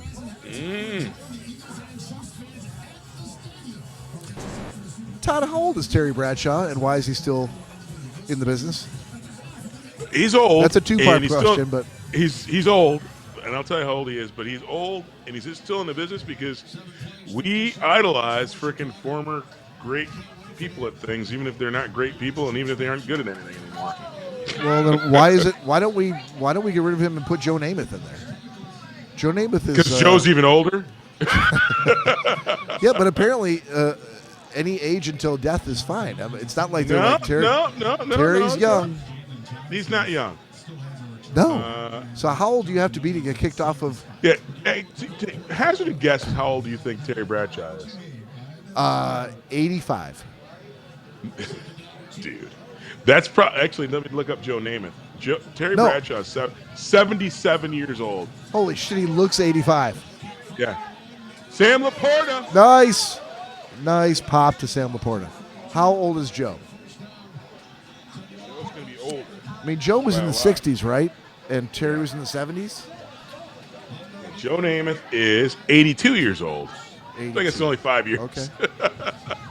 Well, 5 years to a football player. Yeah, exactly. Nice first down, St. Brown. Exactly.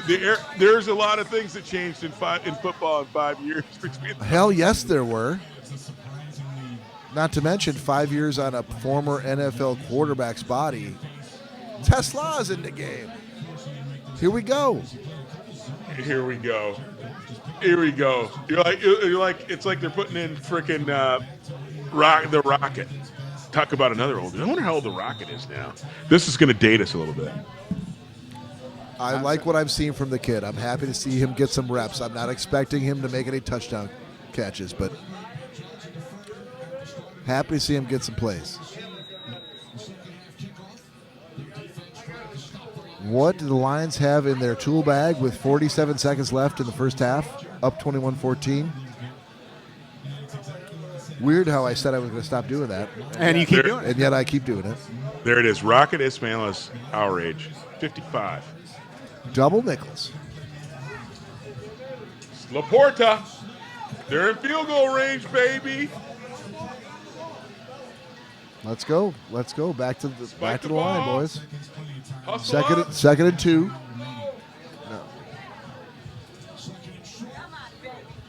Bad play. Bad play. Now they got to take. He got out of bounds though. They should have taken it. No, he didn't get out of bounds. They took a timeout. Oh, they did take it. Oh, I'm sorry. I You thought he should got take a out. timeout between the plays if they're going to throw that shit to not get the first down. Ben Johnson wouldn't have done that. Never. Not in a gazillion years. I mean, if that's the only difference now, that's not too bad. But I feel like we're waiting to get through this game after last week, hoping that that's the only difference.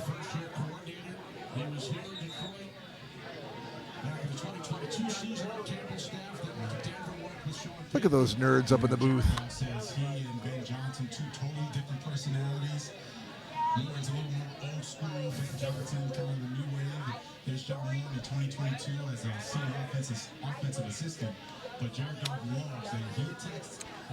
Todd, what's your drink of choice up here when you get to the bar? We need to prep the bartenders.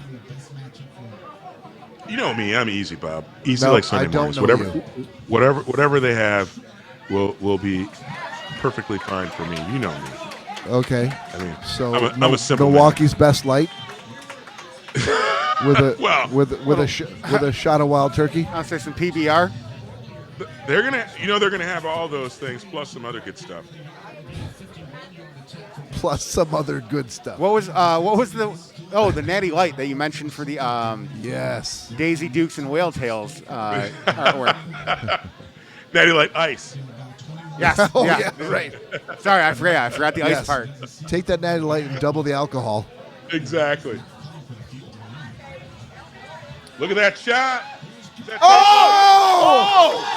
Tesla! Who fucking called it? Who fucking called it, bitch? I think it was me. Tesla with the one-handed catch on the 5-yard line. Wow. This kid is going to go viral tonight. Yeah, one catch a game for freaking 12 yards is going to be fucking an amazing stat line. Oh, hang on. Did they No spike time it? left? Did they spike it before? Well, they're showing 0 on the clock. What a Oh, he didn't get out of catch. bounds? He should be did get out of cut. bounds, but I wasn't watching the clock when he did. Maybe he didn't get out of bounds fast enough. He should have got cut then. Oh, 3 sorry. seconds? 3 seconds. I don't know what they did. Goff. Oh, he got dicking the around. yeah, he got the second. They'll get a field goal out of it. Or is Dan Campbell going to be like, fuck it, we're getting a touchdown? That could be the case as well. Ladies and gentlemen, They definitely had a second left. what a finish to this second half. Oh, they're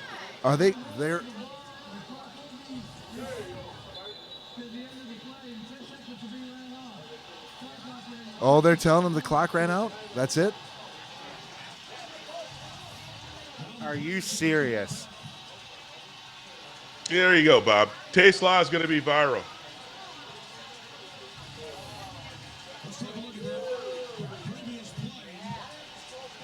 And he's down in bounds, by the way. This kid, I'm telling you. He's down in bounds. Oh, so the clock shouldn't have stopped. It should not have. Oh, they gave him 6 seconds? Holy 6 shit. seconds. How did they get 6 seconds back? That's home cooking. Well, Yeah, we'll take it. That's a We'll take it. hometown ref. Jesus Christ. That's Oh, no they're- So what do you do now, Todd? Do you go touchdown or field goal? They're lining up for the touchdown. I'd run a play. One play. You got one play. Oh, they lucked out big time there. Wow. Look at that hand in his face, too. He still caught it. That was one hell of a catch. And the knee to the helmet on the way down. Did you see the face on the cheerleader there too? Wasn't looking. I didn't see her face, but I saw something. He was inbounds. He was down. Looks like she was a blonde. Her name was Cindy? Let's go with Chelsea. Chelsea? Yeah. I thought it was Lou. That's likely better. Susie Lynn. Jerry Lynn. Oh, Jerry Lynn. Here we go. First to goal, 6 seconds left. That's it! And we got it. Amon Ross St. Brown with a touchdown. 2 seconds left in the half. Word. Todd, I'm looking forward to high-fiving you next Monday when we see this again. I'm excited to see you guys.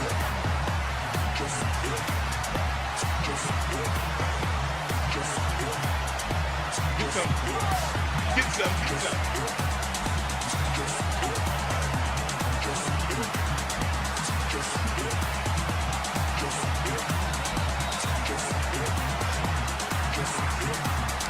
Hell of a I did not see this coming. Going into halftime up. Noonan. 27. Oh, he almost missed.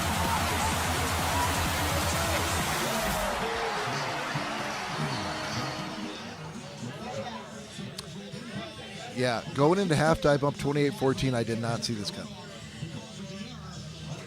You didn't see what coming? I honestly did not think that we'd get down there to do anything more than maybe a field goal. Oh, with 6 seconds, that opens up a lot of possibilities. But again, it didn't look like they just really deserved to get 6 seconds. Of course, we'll take it, but That was that was crazy. surprising that they got 6 out of it. I was at least Yeah. expecting the second back, not 6 seconds. All right, boys, are we officially in halftime? I don't know if did they. We're not stop with 2 officially going to seconds kick the left? ball off yet. They didn't kick the ball off. You got to Oh, take another. yeah, you got to yeah, take yeah. another poop, Cory. Do you? No, I think I'm good for the day now. For the day. He's good for the first half. We know that for sure. Dude, I woke up with just enough time to get here and get everything set up, and the second Danielle and I pulled in, I was like, oh boy, Huh? this is not going to wait. You go in and say hi to Bob. You know where I'm going. Call me if you need me. Oh, I didn't grab anything out of the car. I literally jumped out of the car, and I was like, yep. You had your phone and that was it.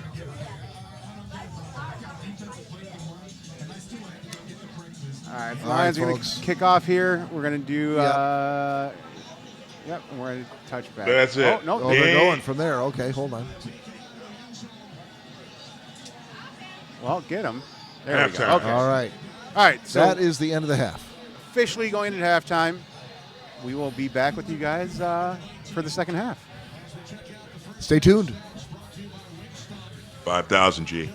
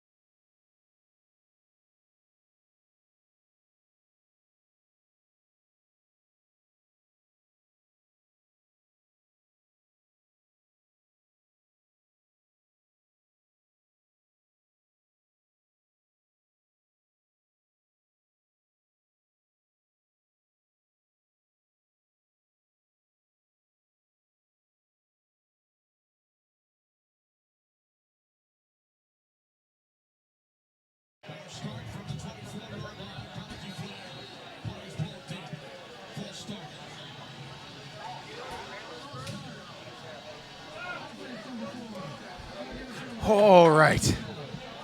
We back, baby. We are back. We are back. Live from Uncle Ray's. Lions versus Bears, second half. Getting going. Boys, let's not waste any time. We're going to get, as we promised, right into the Schnozzcast mailbag. We do not have a theme for this. We need one. We do need Somebody should do something about that. Yeah, they should. All right, so this week's listener email into the Schnozzcast comes from our old favorite, Candy cane? Nice. Absolutely. She writes, "Hello, gentlemen." Already, I have a problem with that. We're not gentlemen. We're no gentlemen. I am. It has been a while since I last heard from you. I wanted to let Todd know that my relationship with my boo has been going great. She must have listened to what I said. He checked into a rehab program and made it 8 days. Made it 8 days before escaping through the laundry. What a fighter. His infection is mostly gone. So psyched. And his PO is 87% positive that Popeyes will take him back as long as he returns the backup POS system. My question is, how do you think we could improve our relationship or communication? Love to you all, Candy Cane. Nice to have you back, Candy Cane. Candy Cane. It's so good to hear from you. How can you improve the relationship? Well, that's easy. More loving, more affection, more understanding, more silence, more stepping back instead of stepping in. That'll help everything out. Wow, that seemed profound, isn't it? On the surface, like a lot of Dr. Phil bullshit, but I'm sure there's some very deep thought underneath that. Can you elaborate just a little bit, Todd? Sure thing. When he gets back from Popeyes, give him an hour and a half of just smiles and silence. Smiles and silence. Bring him a beer. Bring him a burrito or chicken nugget, whatever you guys do. Bring him his favorite snack and just be quiet. He'll appreciate that. You'll appreciate that. And then, right before bedtime, invite him upstairs for a little bit of whatever it is you guys all love it. Are there any specific sexual moves you could recommend? That's not my bag, baby. Not my bag. I was going to recommend the Popeyes Pickler. That's where you just get a bunch of pickles from Popeyes and slather them all over each other.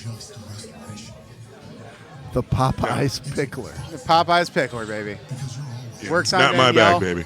Works on Danielle 0% out of 100% of the time. I haven't been keeping track, but that might be on track for a contender for the episode title. Oh, Popeyes Pickler? I like that. Yeah. Well, ladies and I think gentlemen, that's what he's going for. That's what you can expect from Todd Dillon each and every time you need relationship advice. Send your questions and your concerns into Schnozzcast. DM us on Instagram. Send me your scenarios. Send your scenarios my way, and I'll enlighten you with how to get by, make things better.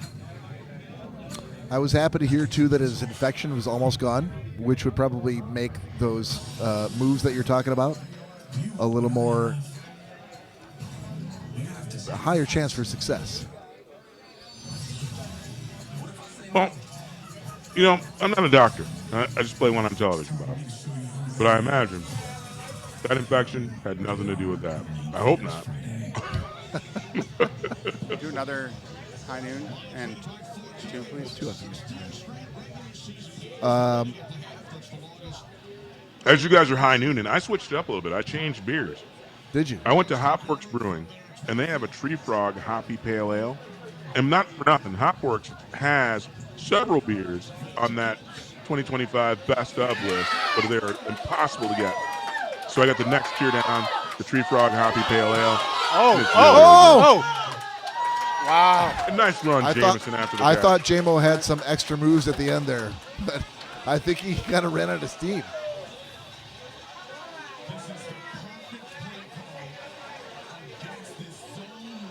That was a terrible throw, It too. was a terrible throw, but great catch.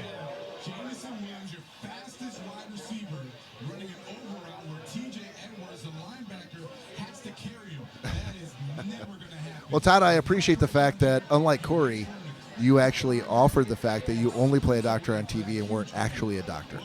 I'm a scientist, Bob, not a doctor. Again, he gave the caveat that he only plays one on TV, which I appreciated. It feels Well, good to again- be appreciated, Bob. Again, when he goes back to the University of Washington and gets his PhD, Yeah.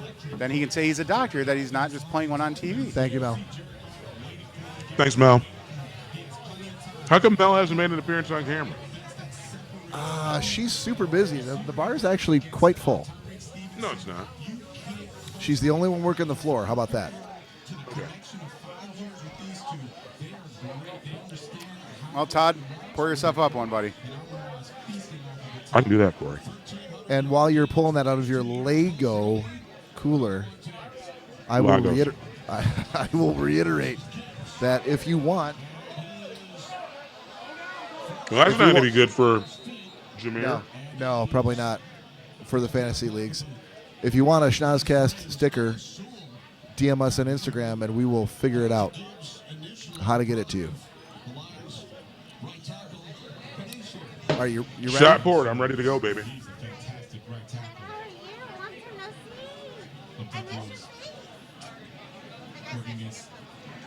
Sorry, we had some longtime friends show up that we haven't seen in quite some time. No? Huh? They're coming around. They're coming around. Oh! Was that a golf scramble? It was. A very rare golf scramble? Perhaps he's feeling the pressure from Caleb Williams. Yeah. All right, Todd, you ready? I'm ready, baby. Here we go, Cheers, bitches. boys. Cheers. Cilantro.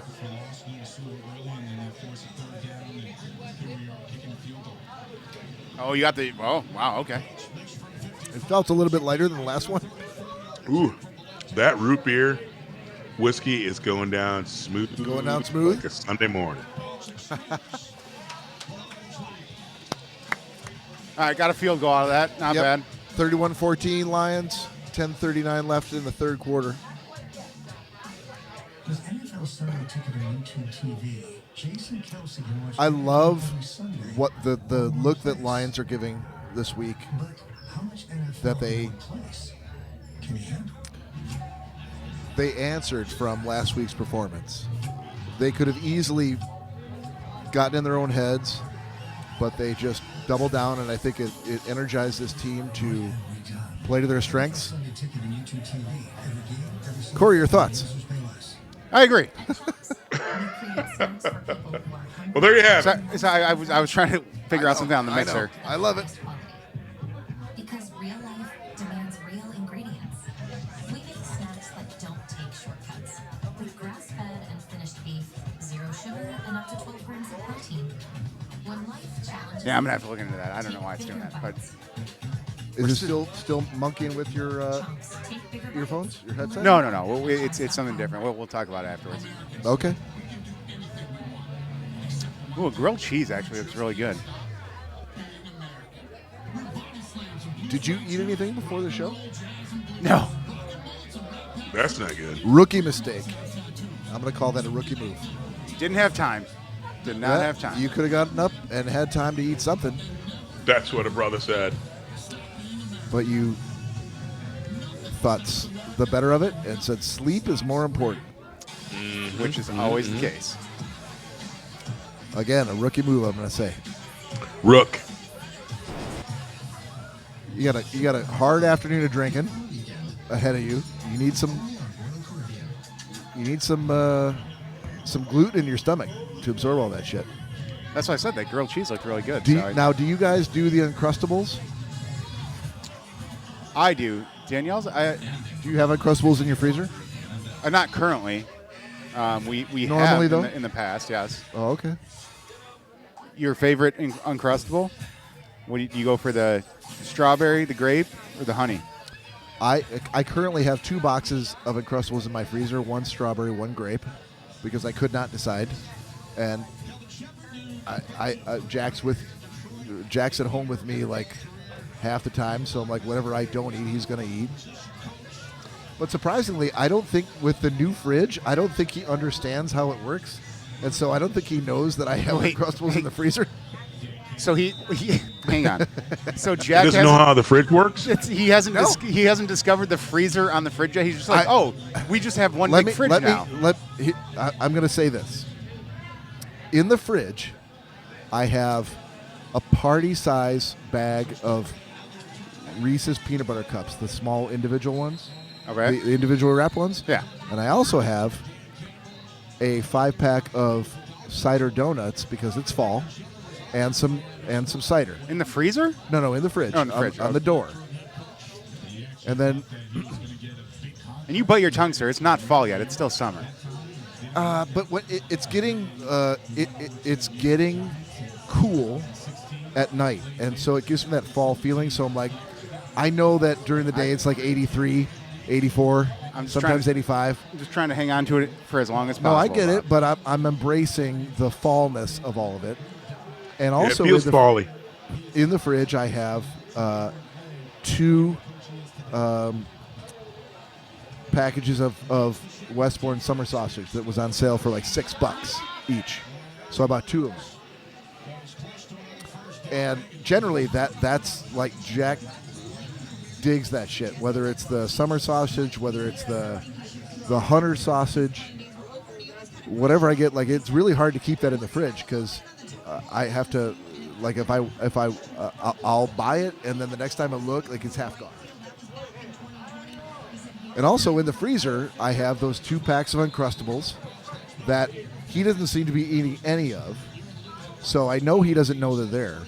Yeah, he doesn't like that trash. And he loves Uncrustables. He's cultured. He's the opposite of cultured. What is the opposite of cultured? Uncultured.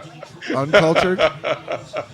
I also have a handle of vodka in the freezer, which I know he loves. And in the fridge I have watermelon. Totos or Tito's? Tito's, a handle of Tito's.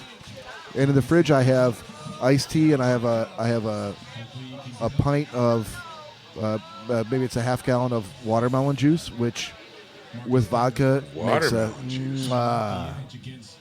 Yeah, it's the Simply juice, the Simply brand watermelon juice. It's very good with vodka, and he hasn't touched that. So I feel like the fact that I got a new fridge has completely thrown him for a loop, and he doesn't know what to do. He doesn't know where to look and what to inspect, and so he just doesn't do it. And therefore, if he doesn't know how to look in a new fridge, Bob, I would ask, and maybe when I come to town, if you don't mind, yeah, no, you should. I'm gonna tap into a lead paint Todd analysis at your home. What if you're going to be in town? For you to not see my kids is going to be a goddamn travesty. Not just for me. That's not happening. Not just for me, but for the betterment of my own children. They need to see their Uncle Todd, especially Cecilia, because I've still never let her live down the fact that The Cabbage Patch. The Cabbage Patch in the trunk. When she was shitty about the present? In the trunk that she was shitty about, and she didn't get that present. Lots of white women are afraid of black men.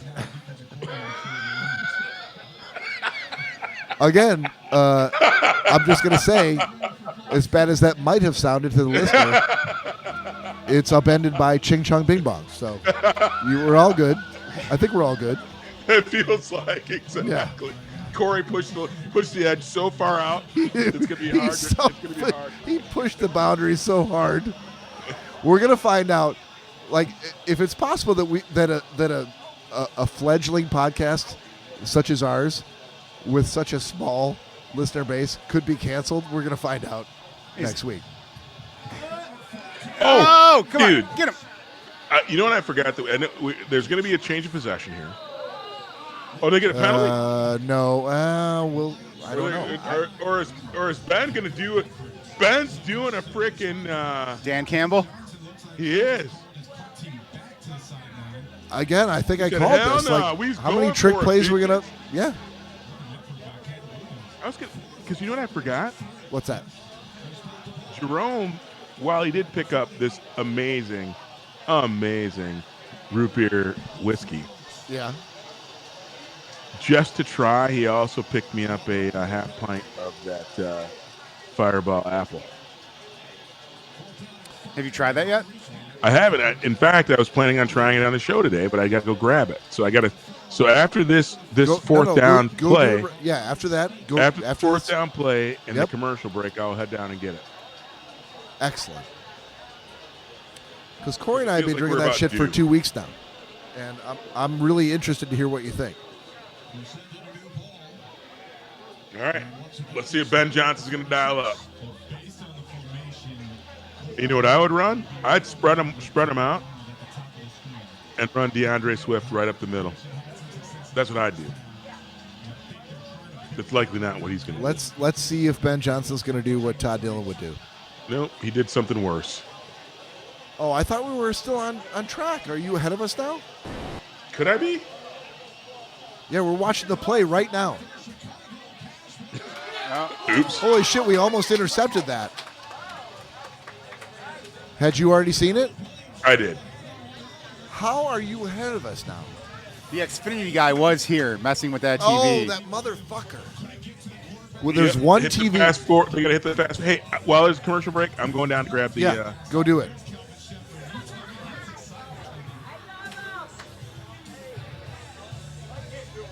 I think if there was a chance that Todd could be behind us, where we saw things before he did, he would absolutely lose his mind. Oh, he definitely I think would. he loves being ahead of us.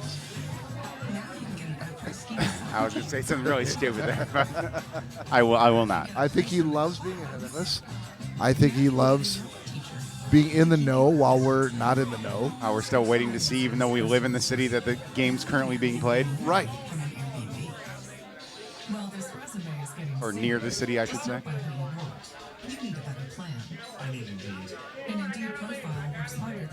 Hey, if you're watching us right now, if you're watching us in the future, we appreciate you. We love you. We want to know who you are. We want to interact with you. So please let us know by liking the podcast, by following the podcast, by give us a direct message on Instagram. Just say hi. You don't have to say anything more than that. You don't have to ask us a question or ask us for relationship advice. Just say hi. If you're enjoying the podcast, just say, "Hey, I like what you guys are doing." That's all we're looking for at this point. And I think I gotta say, while Todd's off screen, I'm gonna say, for the people that are watching and listening to us, you have no idea the kind of work that we're doing in the background to make our content better for you, to practice on the things that we want to be better at. Not to toot our own horns, but beep. No, this is not a toot our own horns thing. I'm kidding. This is a sort of acknowledgement of, like, we need to get better, and this is the kind of the next step. And So Cory and Todd and I meet every Wednesday, and we talk about what we're going to do on the podcast that following weekend and how we feel about how things are going. And so if I was a outsider giving our podcast any minutes of my life, listening to us while they were mowing the lawn or driving down the road, I will want to know, like, oh, these guys are, I like what they're doing, but I also like the fact that they are working to get better each and every time that they record. What worked, what didn't, and it's really tough for us to know what worked and what didn't if you don't tell us, because then we're just at the mercy of what's in our own heads and how we feel about what we've been doing. And you sound like a victim to me, Bob. Shut the fuck up, Todd. You were supposed to be getting drinks. This is a plea to the listeners and the viewers to say, if you've got feedback for us, that is like giving water to a man just crawling through the desert. Give him some water. Tell us how you feel, what you want to see, what you like, what you don't like. Tell us what that is. That's what we will react to. That sounds really desperate, Bob. I have a different idea. Go right ahead, Todd. I'm so glad you jumped in. Give us feedback, and it'll feel like your greatest oral stimulation. Let's see. Hit the button. Oh! There we go. I'm like a minute ahead of you guys. How are you a minute ahead of us? I have no idea. Jamo with another touchdown. I feel like he had to stop just to catch the ball. He did. God damn it, Todd.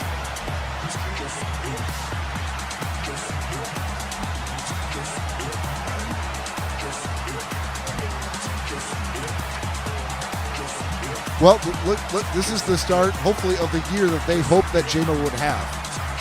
That breakout year to earn his $83 million over 3 years.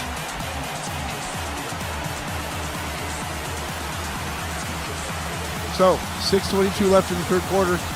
Lions up 38-14.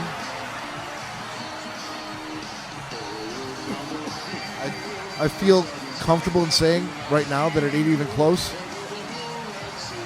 There's still a lot to play, buddy. There is, but if things continue where they're going, this is a whistle snapping. And by the way, are you fellas down with the sequel to Spinal Tap? Are they making a sequel? They have. They already have. Yep. I don't know that. I don't think it's hit theaters yet, but they have made a Spinal Tap 2. Indeed. What is the name of the movie? Well, hold on a second. Spinal Tap 2, The End Continues. Okay, it was just on TV. Damn it. All right, ladies. Next. Yeah, I have you ever seen Spinal Tap, Cory? Yeah. Good call. Todd, have you seen it? Dude. I know, punk bitch. I know. Let's go. So, you guys have any interest in seeing the sequel? After seeing the original, you kind of have to see the sequel. No, not necessarily. No. I'm not. No. No. Hang on. I think what you heard is any movie, if you see the original, you have to see the sequel. I did not say that. Okay. I am saying if you saw the original Spinal Tap, yes, you definitely have to see the sequel. I don't know that that's true. Then fuck off, Bob. I would have entertained an answer from you that was not that. Like if you were. Oh, thanks. No, if you really had no interest, I would have. I know he was going to grace you with entertaining it, Cory. Yeah, you're some seriously. sort of plebe. I think you're being repressed, like I always am. I'm right there with you. Yeah, No, you're thinking Monty Python. I think Help! we're I'm being repressed. You know, you can tell he's a totally king. different thing. Doesn't have any shit on him. Yeah, totally different thing. So now that we know the difference between Spinal Tap and Monty Python, are both of you guys interested in seeing the sequel? I just told you yes. Good googly, Bob. And gave you the reason why. No shit, he did. Jesus. He's having a senile moment, Corey. Seriously, we're going backwards in time right now. I reserve my strokes for the podcast. You reserve your strokes. That's where I like to. And in the restroom, Bob. Remember. No one's going to help you. Remember the mirror incident of 1996? No. His hand. No one's going to help you in the restroom. Time. His hand does disappear for a second. It's weird. Exactly. And he's like, Hey, what's stroke, this glaze 2 on the strokes, mirror? and then his hand comes back up. Exactly. By the That's way, not glaze. Do you guys know who Chris O'Dowd is? I do not. Chris O'Dowd is Do you know who Funny Henderson is? I'm going to ignore what you just said. Chris O'Dowd was the love interest for Kristen Wiig in Bridesmaids. Okay. You see Bridesmaids? Once, a long What's time a love ago. interest? Okay. He's an Irish fella.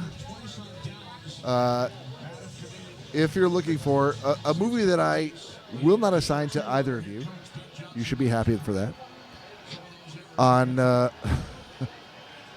HBO Max called Frequently Asked Questions About Time Travel, a young Chris O'Dowd. Great movie. I'll have to take your word for it. Yep. It sounds amazing.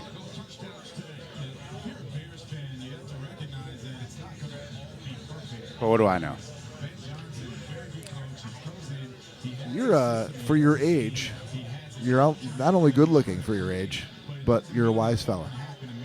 I try, Bob. I try. That's just what I've heard from random people on the street. That was He a very like, that was a very awkward apropos compliment. of nothing. He's like, "You look good for 38." And I'm like, "What the fuck?" I think he wanted to fuck me. But It seemed really odd. That's why I stayed strangely silent. No, we had an encounter outside. Yeah. Should we call him a fan? I think we can call him a fan. We can call him a fan, and we can also call him a non-fan because he wasn't willing to download any Oh, that's right. Yeah. streaming apps to listen to our Yeah. podcast. It had nothing to do with how he felt Cory looked at the age of 38, as much as he's like, "You guys need to just keep doing what you're doing." Like, I'm a big fan. He's like, "How can I listen to you?" I'm like, "Well, what kind of phone do you have? An iPhone or Android?" He's like, "I have an Android." I'm like, "Oh, well, you're going to have to download a free app, no cost to you, to listen to any podcast, even if it's not ours." He's like, "Nope, not willing to do that." Well, why does he have to do that? Why didn't he just go to YouTube?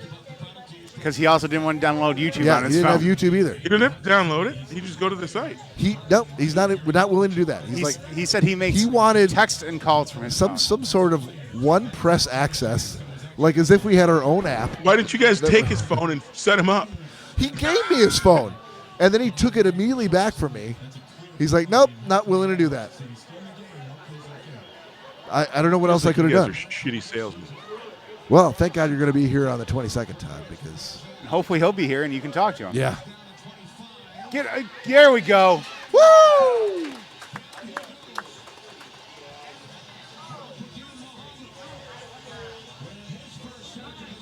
He didn't escape that one too good, Todd. No, he didn't.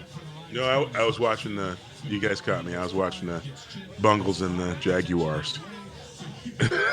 What was that, a Saturday morning You caught cartoon? me. You caught me. It's a Saturday morning cartoon. George, How did that catch that George ball? of the Bungles, friend to you and me. How did Rome drop that ball? Why is it 3rd and 34? Watch out for that tree. George That's a bad drop. George of the Bungles The Bungles. lives a life that's free.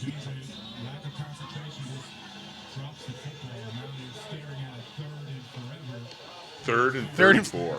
Said third. The announcer said third and forever. Yeah. Might as well be. Well, it's still better than 3rd and 47. That's true. I will say though, if someone gets a first down on a 3rd and 34, you Easy, might need just to penalty, look Bob. inward. It's just a penalty. Did you see that freaking video game move? He dropped another ball. Come on, Hutch. Come on, Doomsday. From.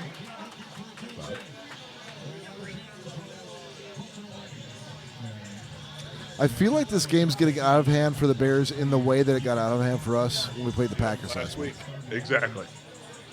I think Like, you're they're in just- I think you're in the right spot, Bob.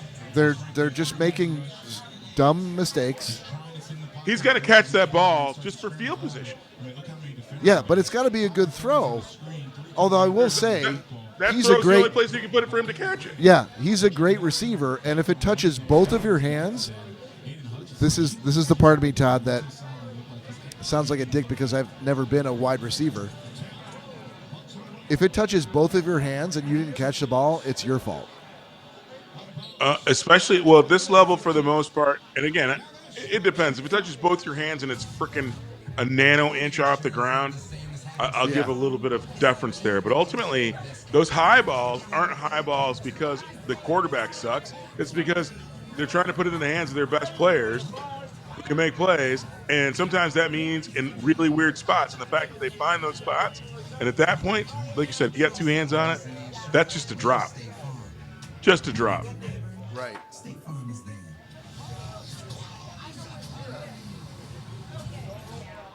I got to go back to this Bungles game, though. The Bungles. Joe Burrow's out for the game. That's what I heard. But I still don't know who his A backup toe is. injury. A toe injury. I got the old turf toe. Oh, my goodness. There we go. Oh, my goodness. I think there's a freaking disease going around the NFL called I can't catch the fucking ball. Itis. Lots of drops, man. Hitting dudes in the hands. The prostitutes will give that to you very easily.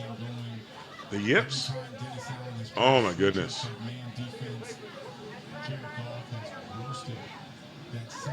Goddamn ladies of the night. Mm-hmm. They'll put you in a slump in a minute, Corey. That's the no ball hand artists.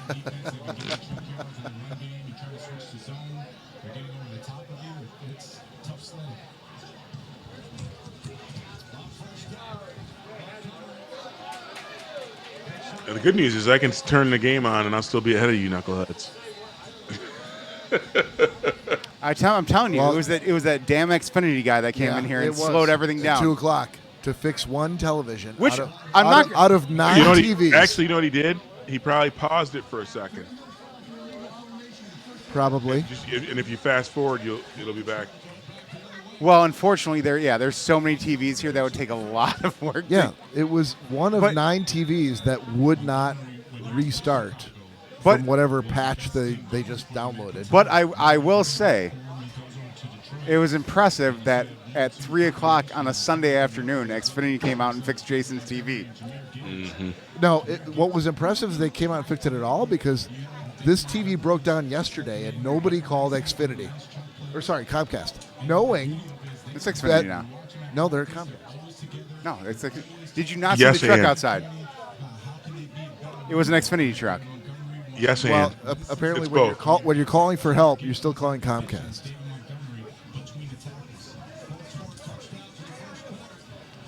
They could have called last night.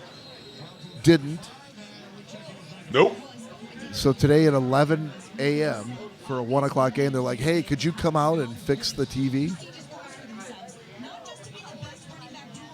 Which they Well, did. probably again, more in true actuality, having been a lifelong subscriber and freaking complainer about Comcast / Xfinity. What probably happened is back in July, he scheduled a service appointment because the TV was acting flaky. And they're like, oh yeah, we'll get you on your first available date. It'll be September 14th at fucking 11 a.m. Is there and he wasn't even thinking the game. Oh, let's go. Get him here. Almost. You had some wheels. I'm way ahead of you. Way.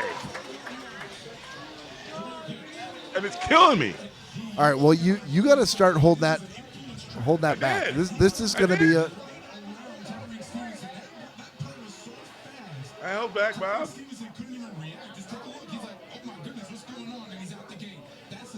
So quick, dude. He's so It ain't quick. helping when you're like, I'm way ahead of you. Yeah, but I didn't say what happened.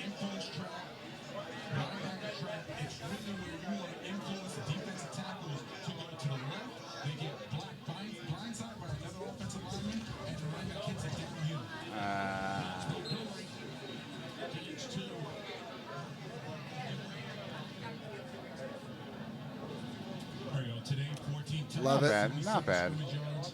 Obviously had a bunch of that on that last play, but you can see the players all recognize if I'm not Recognize. somebody else is. And I love the selflessness from these players because you don't see that often. You see some guys, they start to moan and complain. Would it be crazy if every time they put Tesla in the game, he made one of those crazy catches? At the 2-yard line? Yes. Yeah, like that's the only kind of catch he's good for. Yep. A one-handed catch, 55 yards down the field. You know who's the exact same on another team Who? at this point in their career? DeAndre Hopkins. Don't tell me. He doesn't beat anybody deep, but around the end zone, he makes spectacular one-handed catches now. That's where he is in his career. He's going to have, at the end of the season, he'll probably have like 37 catches for like 200 yards and 7 touchdowns. Right.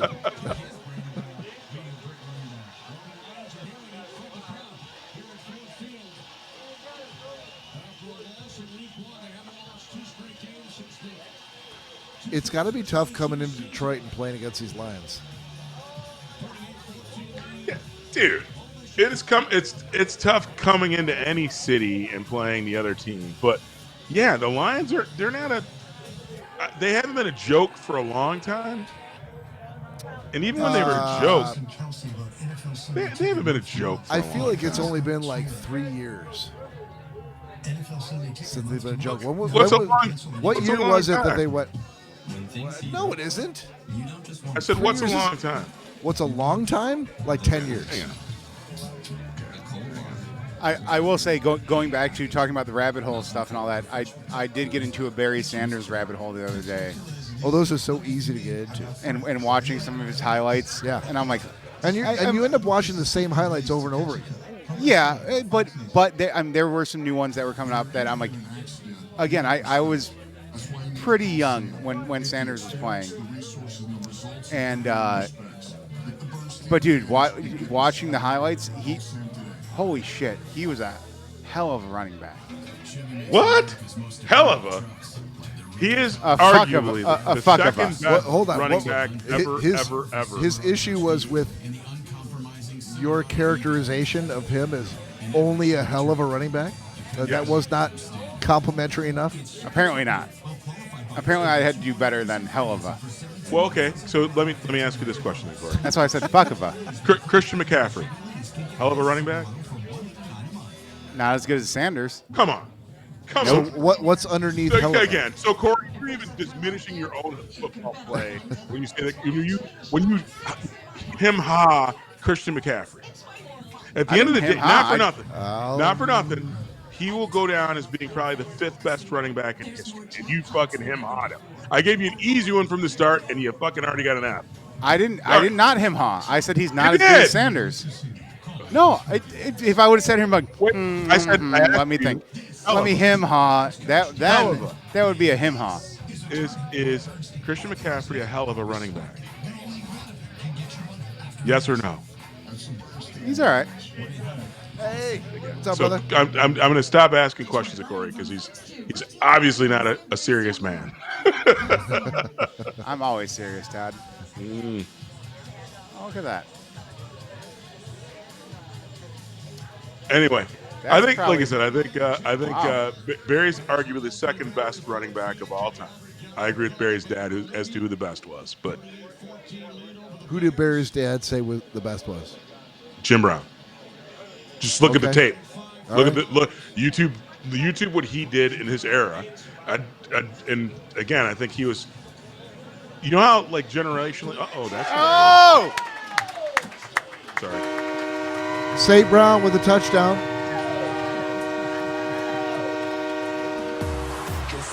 Oh, no. I could not I couldn't tell. I thought maybe he hurt himself. I did. That's where I did get ahead of you. It looked like I thought he really hurt himself. Yeah, me too. But it turns out it was a joke. After he got up from the catch, he did whatever dance he's going to do with it. And then he did the hamstring Yeah. grab. Is that the hamstring dance? Is that what they do? I think That's a new thing. And then they do the "I've just been shot." Yeah. From I the guess top it'll of screw with it'll screw with who's next on the freaking list. They don't know if he's hurt or not. Because I don't think he should play a rest. Even if he's not hurt, I don't think he should freaking play the rest. I've just been shot from the top of the Texas Book Depository. Wow. Come up with a better I've been shot reference. I dare you. Charlie Kirk. Too soon, brother. Oh, is it too soon for that? Yeah. It feels political too, man. That's on the freaking lines, man. Well, hold on. Hang on, Kennedy. Hold on. They're both. Kennedy wasn't political. They're both political. But Come on, I feel Todd. like most people would agree that Kennedy was quite a long time ago. And not like only several days ago. That scab's long gone. Well, that can be debated. I don't think so.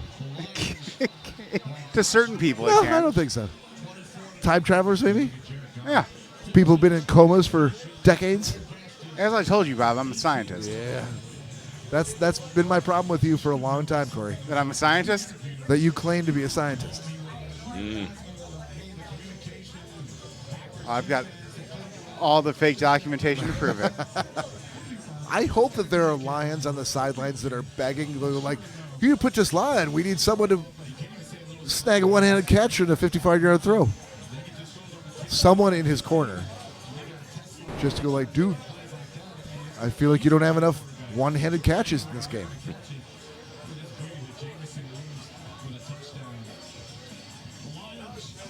But unfortunately for Tesla, St. Brown is hogging all of the spotlight with every one of his catches tonight. Every single one. Yeah. 45-14. Lions up with 14:56 left in the fourth quarter. Some of you might be saying, well, that seems like a whistle snapping and something that we really don't need to be watching anymore. But you'd be wrong about that. No, because I'm you're not listening watching you're listening to Schnozzcast while you're watching it. And we've got quite a few more bone mows to drop in this game. What was the there's a flag on the play. I'm confused why there was a flag.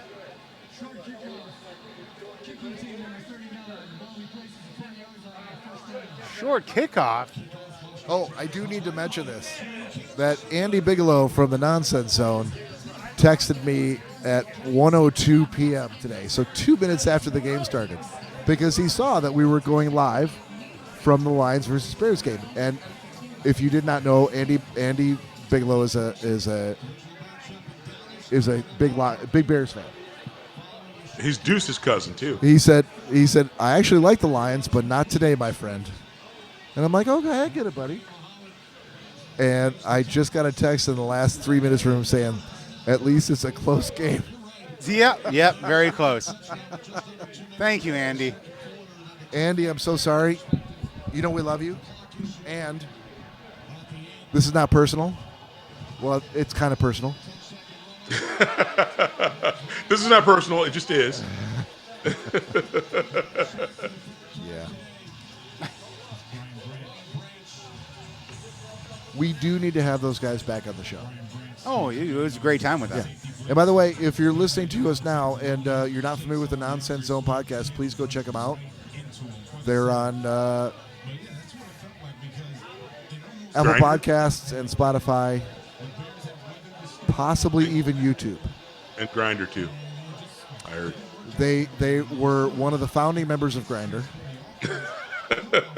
The only reason they're not called the Grinder Zone is for legal reasons, legal purposes. Yeah. Exactly.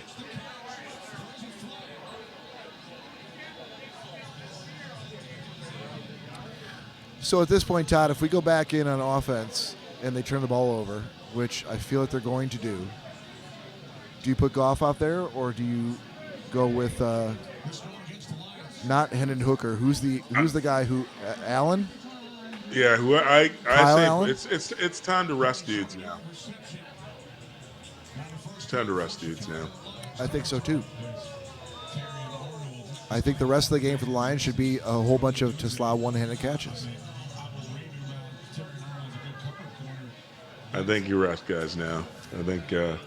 Now, Todd, I don't know if you needed to predict this as part of your fantasy league or if it was part of it at all, but I know that you, like us, were hoping the Lions were going to bounce back from their loss to the Packers last week. But did you think that at 13 minutes left in the game that It was going to be a 45-14? schwally-wagging? No, I actually didn't because the Bears lost their opening game in a heartbreaker that they should have won. And so I figured, again, I think the Lions have way more tools than the Bears do. I thought this would be a closer game. I thought, and I think the Bears did what I thought they were going to do. They gave the Lions a couple good gut punches and kept it close for a minute, and then they did. The talent took over. Yeah. And Hutch is back. As he's blowing kisses to the crowd. Yeah, but I don't.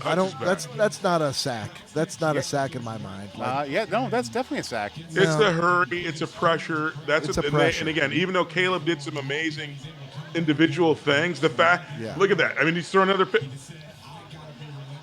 God damn it, Todd. Sorry. Yeah, you got to stop doing that, dude. I'm sorry.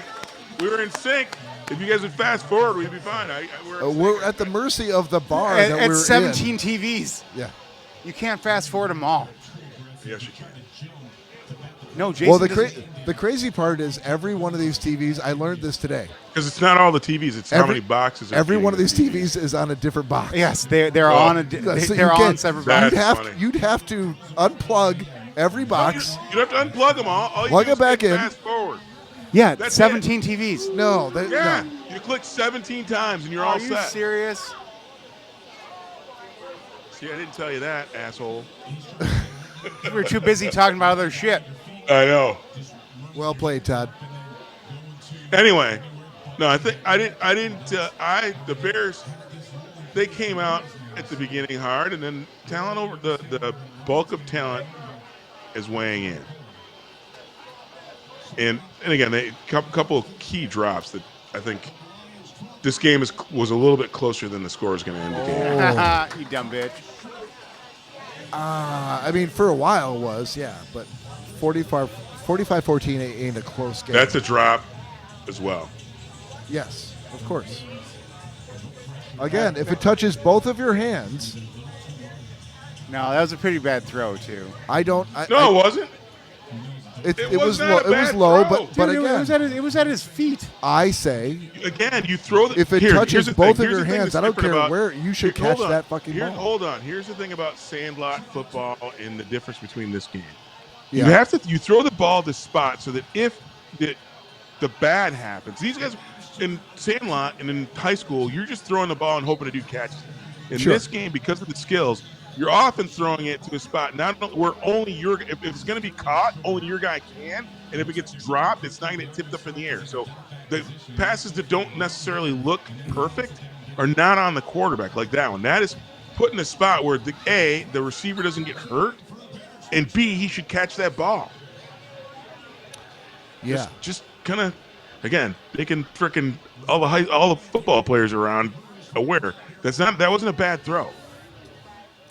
It wasn't the best, though. Your boy DeAndre with that touchdown. Yes.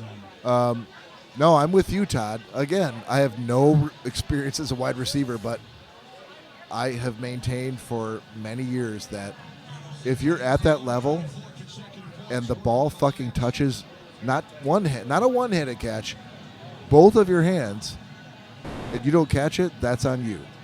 I agree with one caveat, Bob. Yeah.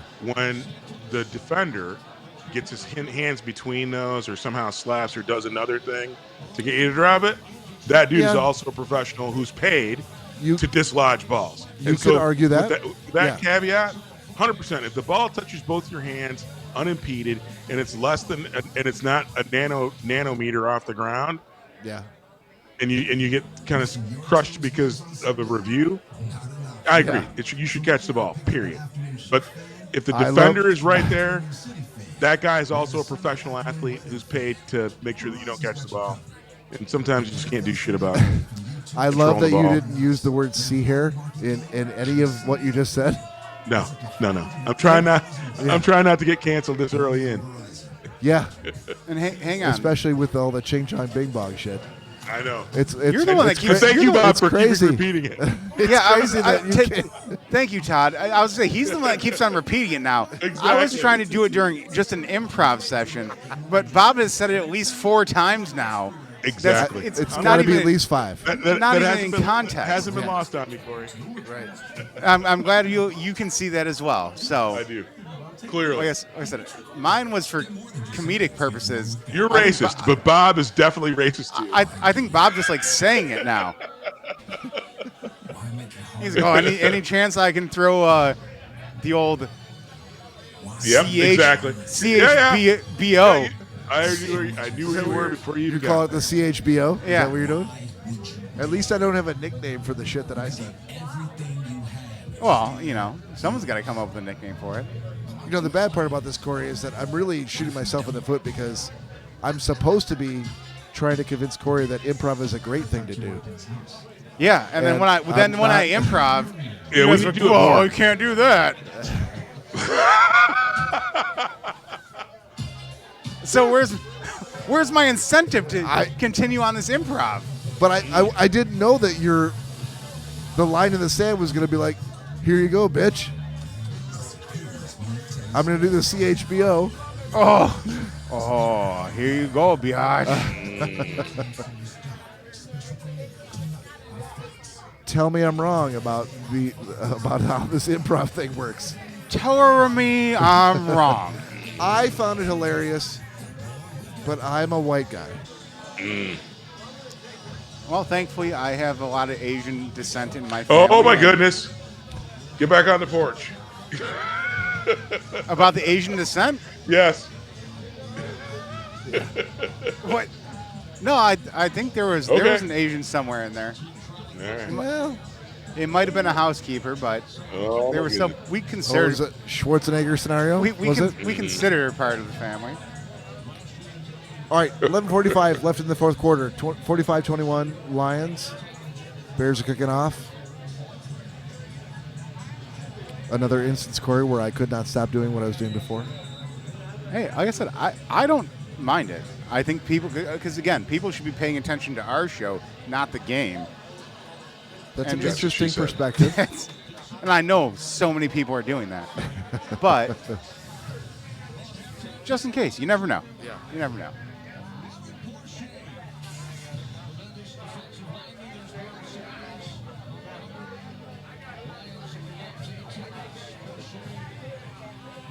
Oh, that's pretty sweet. Robert Porsche. He got his own sign in Ford Field.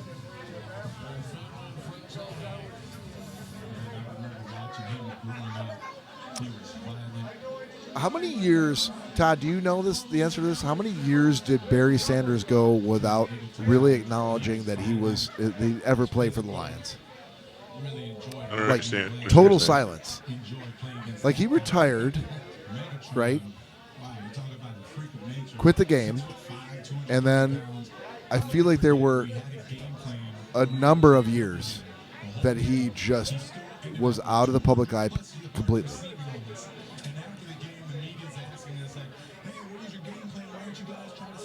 Okay, what's your question? I guess there really wasn't a question there. I think he's am just I- a low key guy. He was. I think if he'd have played for the Buffalo Bills or anybody, he's just a low key guy. Yeah, but I feel like he's been much more. What's the opposite of low key? High profile High key. in the. No, I I think knew you were gonna say that. I think in retirement, I think you're right. He's mature and he's like, hey, I could have been a voice, but I think when he was young, he just didn't know. Oh my goodness, dude, the NFL stop has it. become the Stop it. dropsy league. Stop it. Sorry. Anyway, I think we mature, and by the way, maybe you realized he liked the fame a little bit more than he thought he did, because he was very as a player, super low key. I could name one press conference, win or lose, where you got something compelling from Barry Sanders. He like the shit out of that. Right. I was just trying to point out, like, I love the fact that I've seen shit tons of Barry Sanders at the game, interviews, like retrospectives of his career in the last, I'm going to say 5 years. I don't know exactly how long. I want to say 5 years. But in the 10 years before that, I didn't hear fuck all about Barry Sanders. He ran out of money and finally had to bring himself back to the surface.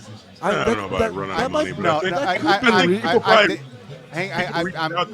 None of us kidding. have ever been famous enough to have had money and then lost that money.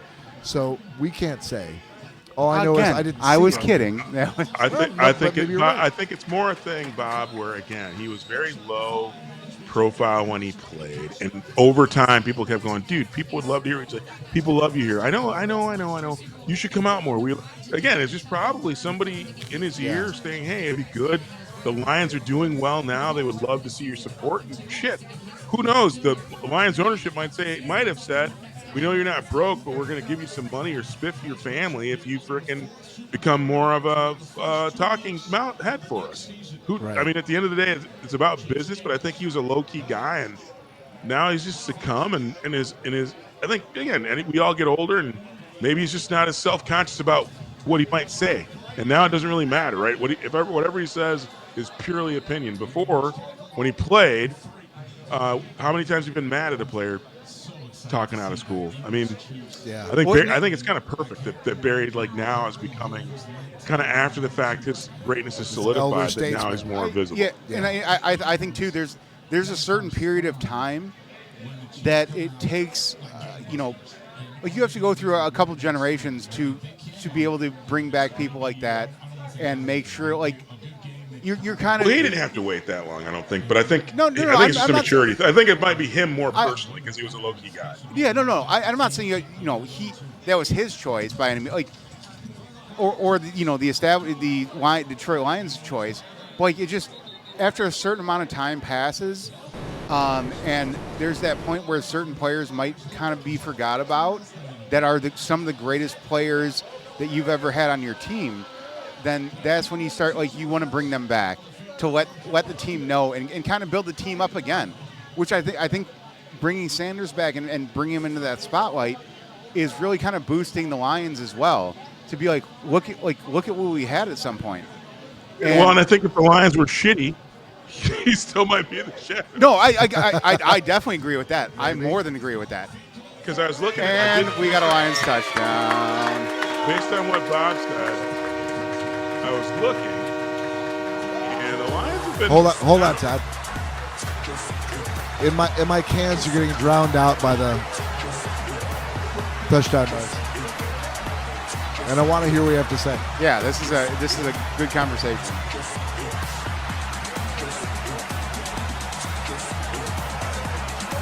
All right. Goff to St. Brown touchdown. 7:58 left in the fourth quarter. 51-21 Lions, about to be 52.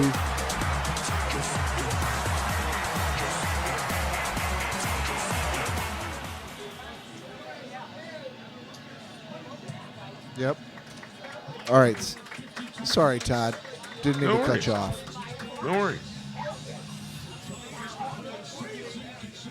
Yeah, so here's the interesting thing with the Lions. We were talking about how long they've been relevant and how long they've been not a laughing stock. Here's the interesting thing.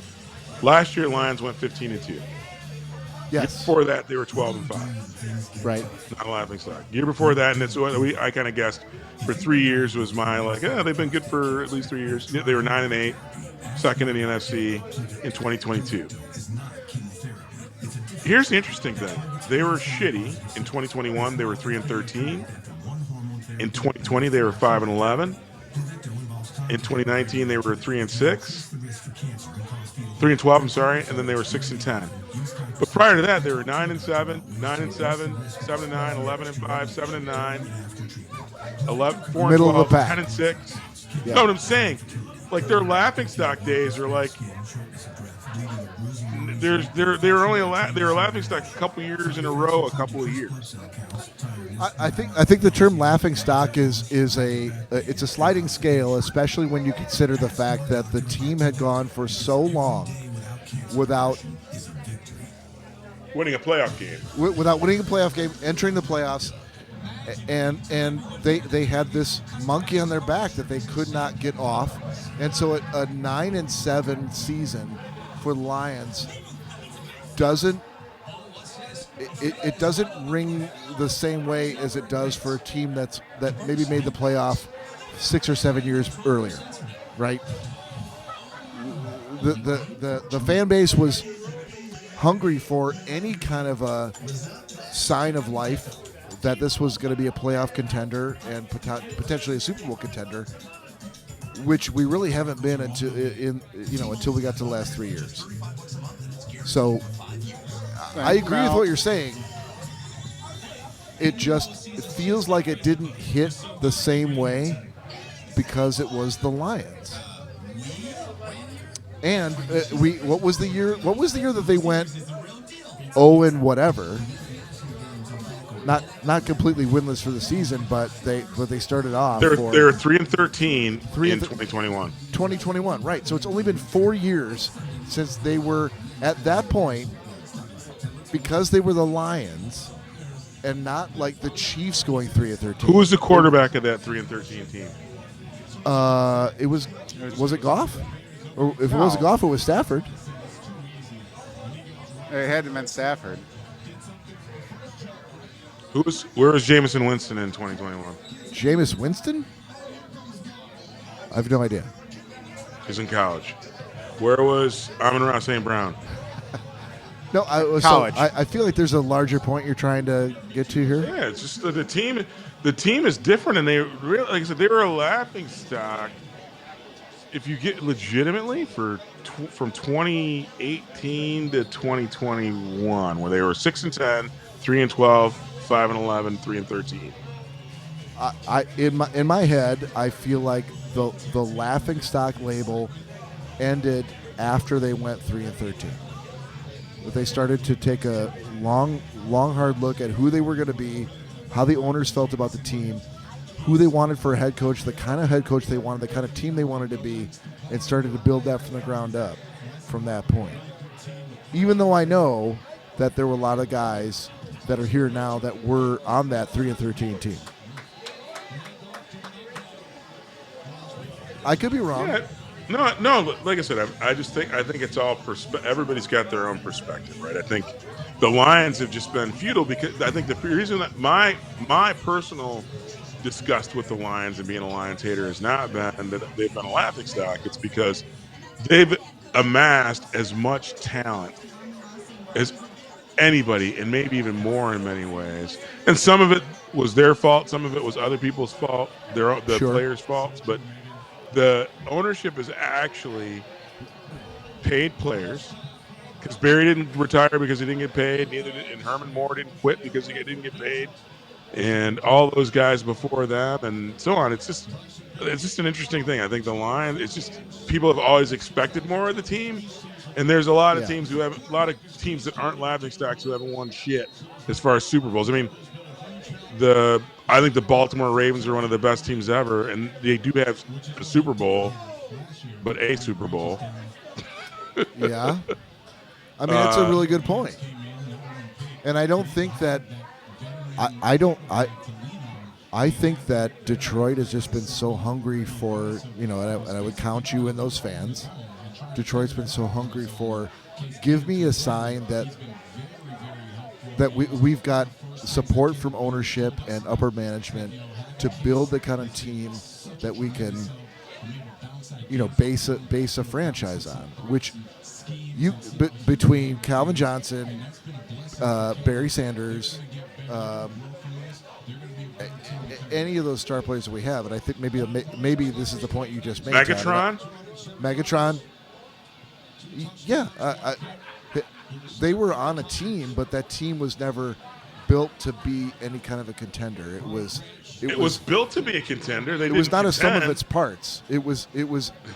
We had some bright spots on the team, but there was never a collective let's make a winning franchise from the bottom up. Yeah, but here's even with that. So how is it then that Matthew Stafford, I think I never ever thought he was a shit quarterback. I always Sure. thought he was really good. He was on that 3-13 team, and Yeah. and then immediately when going to another team with arguably equal to or lesser than talent on the outside, he wins the Super Bowl. Great defense. I mean, you could argue, yeah, that he was just missing playing around the pieces that Detroit could not figure out how to put together. And it as a long time Detroit Lions fan, it just seems to go back to buy-in and support from ownership. I think so. I won't say that Lions ownership is good because I think that my gut about the Fords has been this: they've always wanted to win. They don't know how to win, and there's not a mentoring class. Jerry Jones wasn't sharing his secrets. And by the way, look at what happens when a guy who used to know how to win gets old and senile and starts trading away historic talent. That's a fair point. But I mean, ultimately, I think the Lions. I can't blame the Fords because they spent money. They drafted Barry Sanders. They drafted Herman Moore. They drafted all the people that Megatron. They did the thing. They drafted Charles Rogers, and Charles Rogers turned out to be a pothead. They tried, but they've had some hits and misses. They've had and then, by the way, there's a guy who's all over the TV saying, "Oh, if I were in charge, I could freaking fix this in 2 years." And so what do? They go out and hire Matt Millen, who freaking ran the franchise into the ground. But he was the guy, the talking head, who told the universe he was better than everybody else, and he knew the recipe, and he actually wrecked the franchise. So again, they got good pieces, but maybe they got the wrong pieces. So they got shiny pieces when they needed pieces that were round. They got coaching that with Mariucci. Again, a dude who won stuff. Well, and okay, clearly... Todd, do you have enough left of your root beer whiskey for one more shot? I'm not, dude. I'm cutting over. Remember, I went and got my we got the green Fireball apple. The green apple. I'm sorry to hear that. Join us. Blazing apple. Oh, it's not good? No, it's good. No, it's You're good. about to find out. Yeah. All right. Cheers. Here's to Great Lions win. Hang on. Yeah. All right. Cheers. Cheers, buddy. Cheers. You had to do something to shut me up. That's not too bad. I don't know that I love it. I don't like the back end of that. I said it's more of a fall drink to me.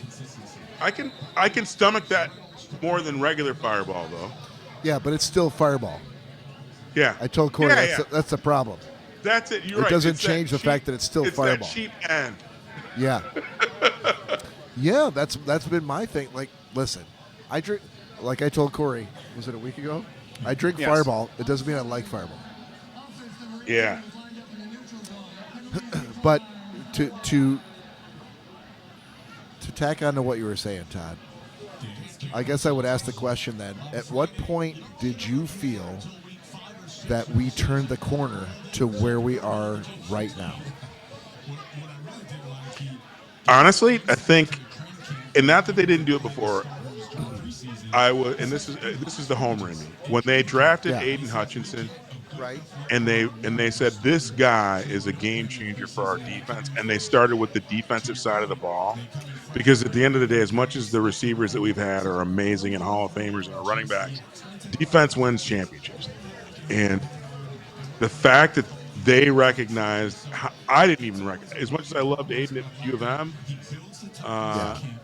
I didn't realize that he was that, like, pro ready.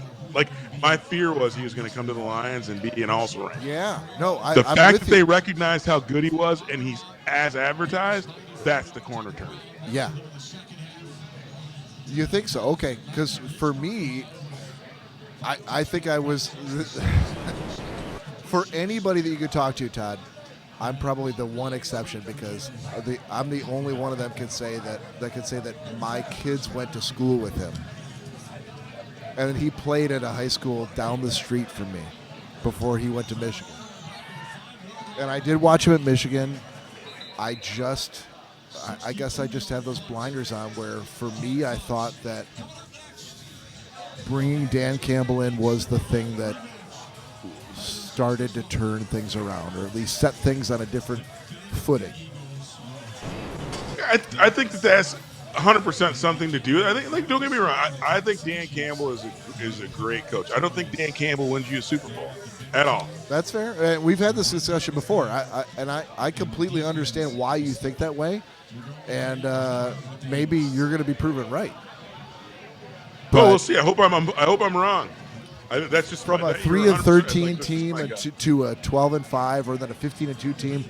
Like, I feel like that's a Dan Campbell ethos, like bottom up, ground up, whole team buy-in kind of thing. That, to be honest, was not just Dan Campbell. It was Dan Campbell surrounding himself with Ben Johnson and Calvin Shepard and every other coach that bought into the same ethos for this is what we are, this is what we want to be, and that just set the tone in every single meeting room for every different set of sub teams, defense, linebackers, wide receivers, running backs. That this is what we're doing, and they all bought into it. And I never felt like they had that with any other coach. I don't like I said, the players love playing for this guy, and I love it. I think they're going to be good. I think that they don't win a Super Bowl with him. I think they're going to be good and competitive because he gets it. I'm with you. It's like Vrabel in Tennessee. Sorry, Bob's saying bye to one of the people that we No worries. knew from back in the day.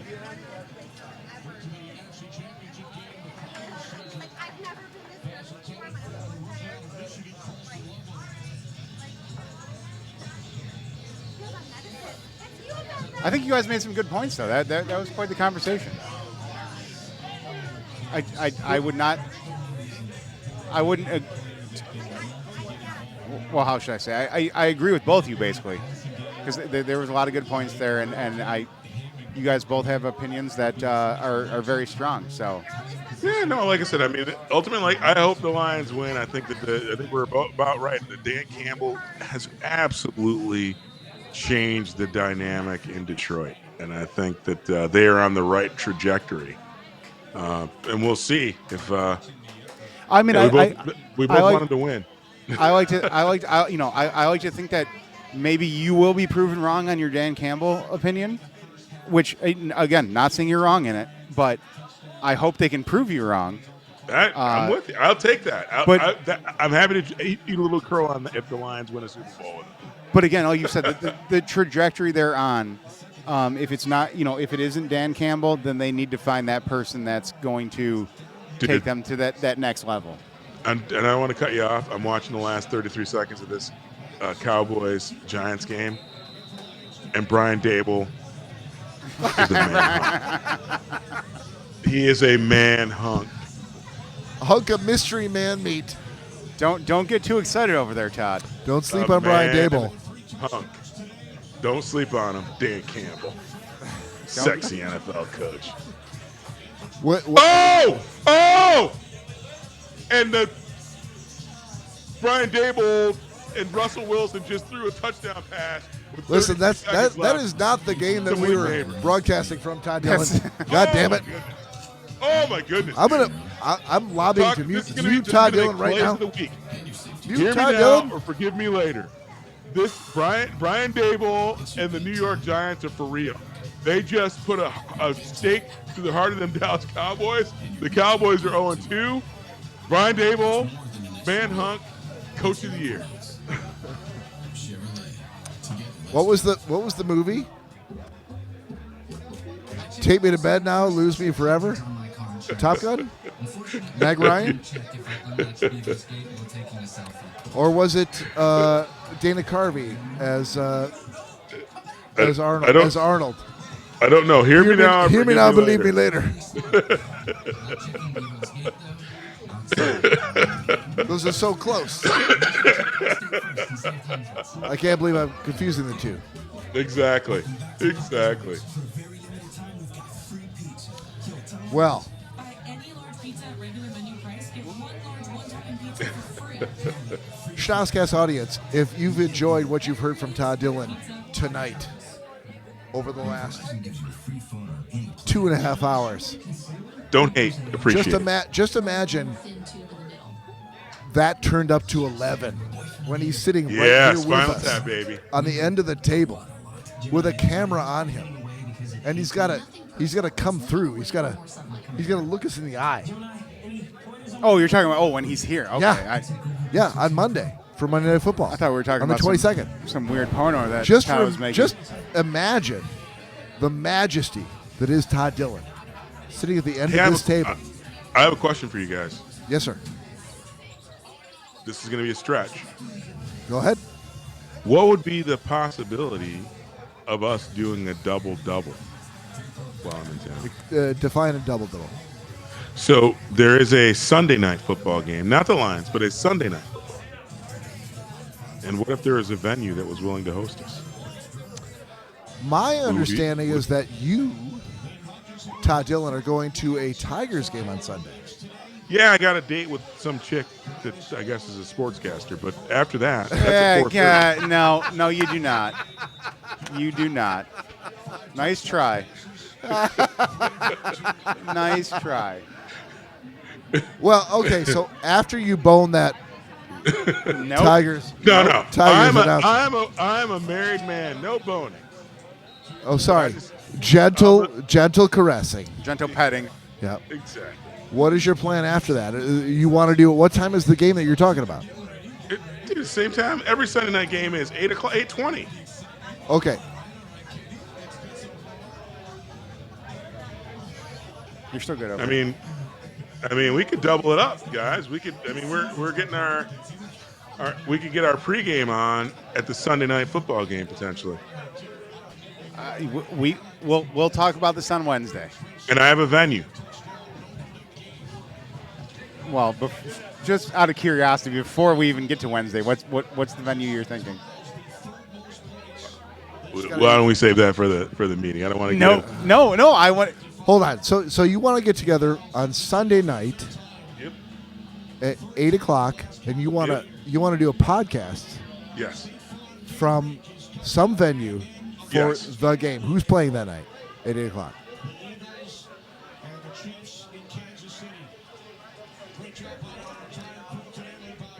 Do we lose Todd? No, I'm looking up the schedule right now. Oh, okay. Because we know we're getting together on Monday for the Lions We do. versus the We know Ravens, 8:15 p.m. on the 22nd. But you're talking about on the 21st, there's a game that you want us to podcast from. Yeah, the Sunday the 21st, Chiefs versus two sexy head coaches, frickin' Brian What time? Daboll, and Coach Reed from the Kansas City Chiefs, bro. What time? 8:20. I can Sunday tell night you football. that I am half committed, and I only say half because I'm coming back from Hastings, Michigan that morning. But at some point in like late afternoon, I got Jack's birthday party. And that might be at like 5 p.m. where I might be absolutely ready to do a 8 We could p.m. do a pop. podcast. Maybe we could do a pop-up Sunday night football A pop-up? What the fuck is a pop-up? where we just show up and do it. Show up where? I got a place, man. I'll say he's not. Where he's, is he's not yeah. telling us the location. No, he's not.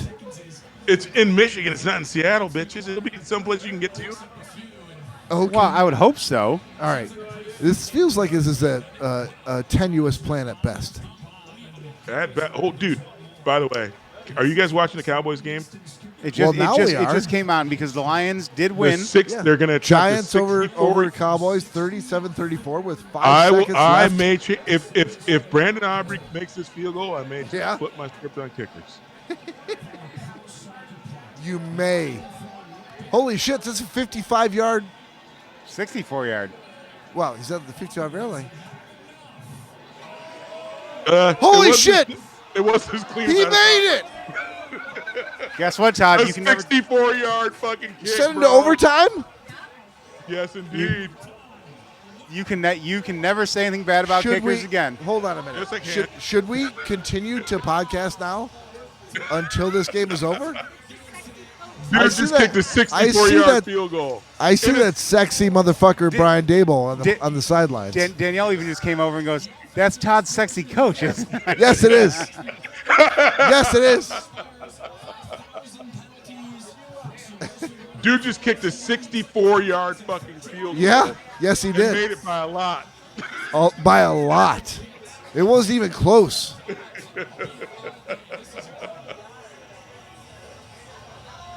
And people laughed at me He when was I like, drafted him. I could have done a 75-yarder, bitches. People laughed at me when I drafted him in the 4th round of my fantasy football league. Dude scored 18 points today. He's like a couple kicks away from outscoring Goff. for I his love that. entire game. I love that Todd has been scouting kickers. Which one can I put on my fantasy He football team? poo-poos kickers, but then finds the best one. Yes, he does.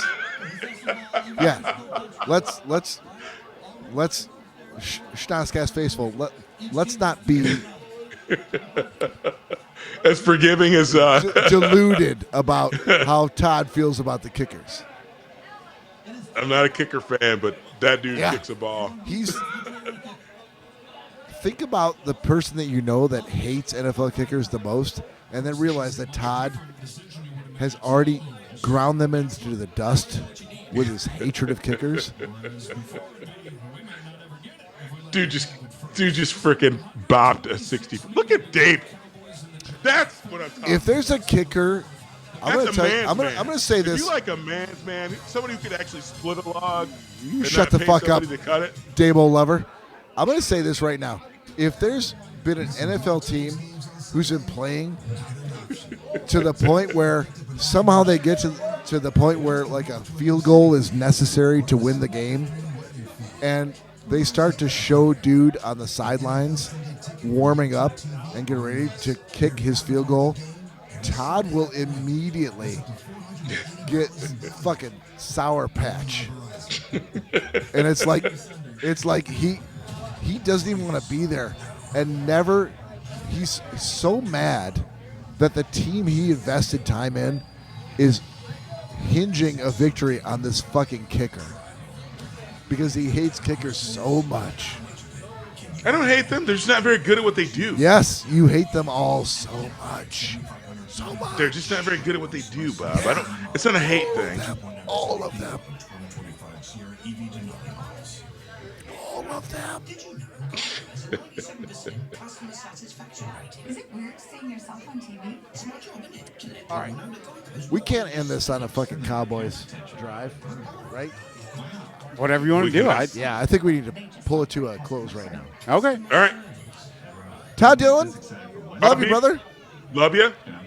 TD. I'm so sorry. This is why we're going to see Cory. you next weekend, but I Love can't you, wait bro. to see you next weekend. Love you.